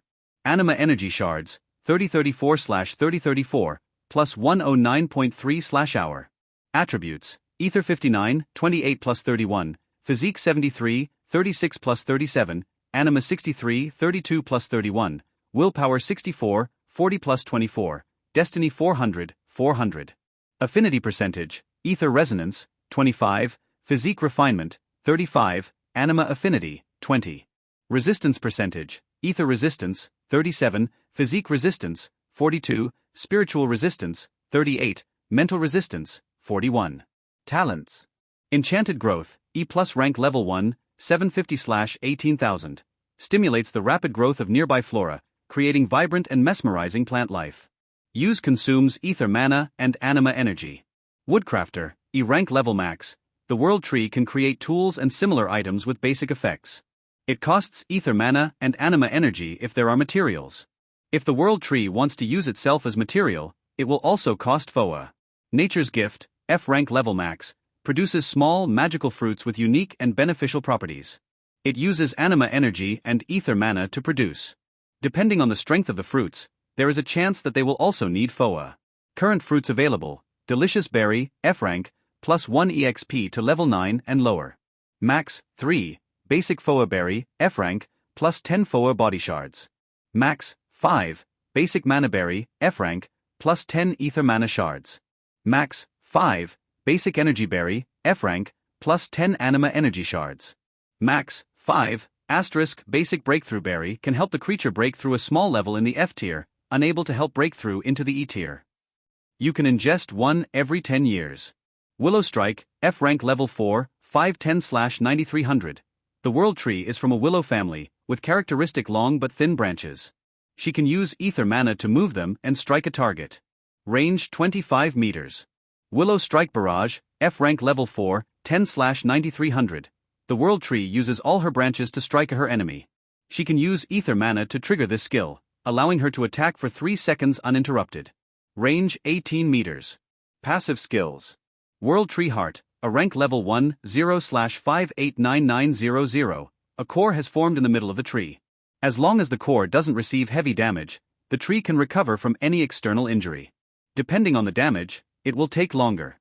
Innate regeneration increased, innate resistances increased, and innate affinities increased. World Tree I, C rank level 1, 2100/144000. You can see as far as your roots extend. World Tree Wisdom, SSS rank level max. You can understand all languages as long as they are complex enough to be considered a language by the system. Charm of the Seedling, F rank level max, attracts small animals and insects to the area, fostering a harmonious ecosystem. There is a very small chance of attracting a friendly, bigger animal or insect that will help protect you. Creatures below the F rank will be affected with much ease. Accumulated experience, 0. Currency, Sylvanium shards, 140, Ethereum shards, 140, Ascendium shards, 140, Celestium shards, 140, Cognium shards, 140. Lu Shu became astounded. Wow! Big numbers. After leveling up, Lu Shu opened her World Tree Eye, and her vision soared outward, but before she could continue to do so, a sharp pain came from her roots, making her lose concentration. While Lu Shu could see the world around her with World Tree Eye with extreme clarity, she naturally didn't only have that way of interacting with it. Humans have a sense of smell, hearing, and touch other than their eyes, and trees and other plant creatures can use their affinity with energy to feel the world around them. Shapes and forms blurred in this vision, becoming a black world with glowing energy veins going around everything. White winds that touched and scattered when colliding, a gentle mist of another energy being expelled by creatures, and many more fantastical sights entered Lu Shu's mind. While it was less reliable than what World Tree Eye gave for rapid-paced battles or searching visual details, looking at her entire domain was much more effective with this natural vision. Lu Shu spread her senses through her roots and reached the point where she felt pain. Oh? No wonder. Our tree looked at how one of her recently spread and weak roots had been crushed by another tree, making her feel annoyed. What, are you unhappy that I'm spreading past my territory? If she had lips, they would have arched in a sneer. That's not my problem. Her energy surged and went from her World Tree Heart toward her roots, rushing through the complex network until they arrived at that point. She didn't have any skills to manipulate her roots as she manipulated her branches with Willow Strike. Still, that didn't mean that she couldn't use them. First, using her system, she analyzed the tree that attacked her. Name, titles, race, Quercus rubra. Energy method, earthen nutrient subtraction. Gain 2 experience points per day. Level, 8-1253/3862. Ether mana shards, 514 of 514. Four body shards, 2576/2576. Anima energy shards, 732/732. Attributes, Ether 6, 5+1, Physique 28, 24+4, Anima 9, 8+1, Willpower 10, 10, Destiny 8, 8. Affinity percentage, Ether resonance, 7, Physique refinement, 15, Anima affinity, 10. Resistance percentage, Ether resistance, 7, Physique resistance, 20, Spiritual resistance, 8, Mental resistance, 11. Talents. Passive skills. Accumulated experience, 0. Lu Shu looked at its system page for a few seconds and snorted. No wonder you dare came at me. You have not awakened proper intelligence. However, did the world tree care? It didn't. Everything that attacked a world tree was an enemy to be destroyed. Only a very out-of-the-ordinary situation would cause world trees to not retaliate against anyone who tried to hurt them. The rose fairies outside were confused as Lu Shu's presence felt as if she was about to awaken, only to feel a strange distortion and then become silent again. Clavel asked. Did something go wrong as Lu Shu leveled up? Floor shook her head. She used her system to analyze Lu Shu's basic stats and saw that just one thing was out of order. She is okay, and nothing is wrong except one very important thing. The rose fairies looked at their queen with tight expressions and suddenly heard her scream. What are those numbers, huh? Isn't she level 4? Why does she have more than 3,000 shards of each ternary essence? Her FOA is even at 4,000. She has more FOA body shards than me. Seeing Floor clutch her hair as she looked at Lu Shu with incredulity, Floor continued, her tone was much more neutral. I know that she is not normal, and those creatures are usually strong. But this? This? What is this? Even if I were to take 12 points from each attribute for my buff, it wouldn't change that much. Congratulations, you've learned the passive skill Root Manipulation E rank. Meanwhile, as the fairies became stupefied by Lu Shu's stats and tried to calm down their leader, our tree managed to learn a new skill. Root Manipulation, E rank level 1, 0/3900. Your control over your roots increases. They are more flexible and will be able to move through the earth without much problem. Your roots can slightly better resist extreme environments, and your sensitivity toward them will increase. Lu Shu's roots dug through the earth much quicker than before while coated in a small amount of ether mana and anima energy. The skill expenditure was not enough to make Lu Shu feel it. Her regeneration was very high, after all. Her root coiled around one of the trees and crushed it with her absolutely superior strength. 100. Her other roots also moved, gaining terrain as they fought the tree off. As a normal tree, its root mobility was not only limited but also restricted by its intelligence. 120. 140. Lu Shu rampaged underground, her roots slowly advancing as they completely destroyed the tree's roots. Amapola outside paused and asked, "What is that sound?" Clavel titled her head. "What sound?" Amapola frowned and looked toward the forest where the sounds she heard came from. "I'm not sure, but I think that over's there? I think I can hear a strange crunching noise like wood getting twisted." Floor looked at Amapola and looked over with curiosity. HM? You are right. What's wrong over there? They moved over and looked at the tree that was making strange sounds. Clavel commented. Oh, I can hear them as well. Is it growing and becoming taller? Other rose fairies with less acute senses had to fly towards the ground and listen. Zinnia tilted her head, looking up at the massive 15-meter-tall tree. HM. I hope it isn't sick. Reaching this height and level must have been difficult. Tens? Perhaps hundreds of years. Amapola asked. Do we ignore it? No, wait a second. Floor analyzed it, just in case. Level, 8-1253/3862. Ether mana shards, 481/514. FOA body shards, 1354/2576. Anima energy shards, 725/732. Her face changed greatly as she looked at its FOA body shards. It's dying somehow. Oh, it lost another 144 body shards. The other fairies were stunned. Clavel looked toward the ground and frowned. What could be killing it? Floor frowned. I don't know, but being that strong, even under the earth, is pretty terrifying. Bang! A loud sound was heard when a large chunk of his roots exploded below the ground. Floor frowned and was about to shoot a wind crescent into the ground when she suddenly felt a pulse of energy coming from the ground. The pulse hit her and asked her to retreat. However, what surprised Floor was not the meaning but the sense of familiarity. She hastily looked sideways at the relatively small tree and focused on her. After around 5 seconds, she finally found out that the energy she usually uses was going into the ground. Floor quickly sent out an order. Wait. The rose fairies that were preparing to bombard the place with wind crescents paused. One of them asked, confused. What's wrong, Queen? Floor pointed downwards and commented. The one causing the ruckus is Lu Shu. Everyone became a bit speechless, but the earth below suddenly burst as a large part of the red leaf tree's roots could be clearly seen getting strangled by beautiful roots with neon blue veins going around them. The rose fairies were stunned for a second, not managing to react, before Lu Shu's roots finally tightened enough, obliterating it into pieces. 248. Lu Shu looked over with world tree eyes. She had that much leisure while fighting it. I thought Floor would attack me. Thankfully, I realized and was able to send a warning. Seeing the rose fairies look at her actions with complicated expressions, Lu Shu was confused. Why are they looking at it like that? Shouldn't they be happy? Boom!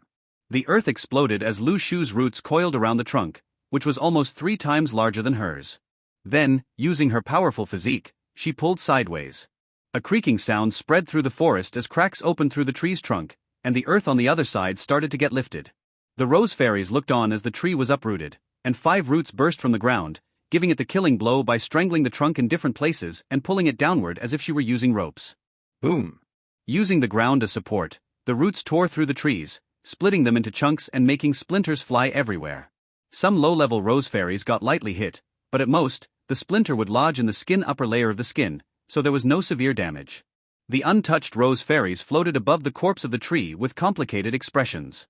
They were, after all, lovers of nature. Naturally, they knew that vegetation was not as innocent as it seemed. However, knowing and seeing were 2 things. The brutal sight of Lu Shu destroying the roots of the tree around it before fighting and eating them outside was quite an interesting yet disturbing sight for them. An older rose fairy approached Floor and asked, Queen Floor, what did this tree do to anger Lu Shu? Floor shook her head. I can only speculate, but it should be one of those territorial issues. Floor paused and explained.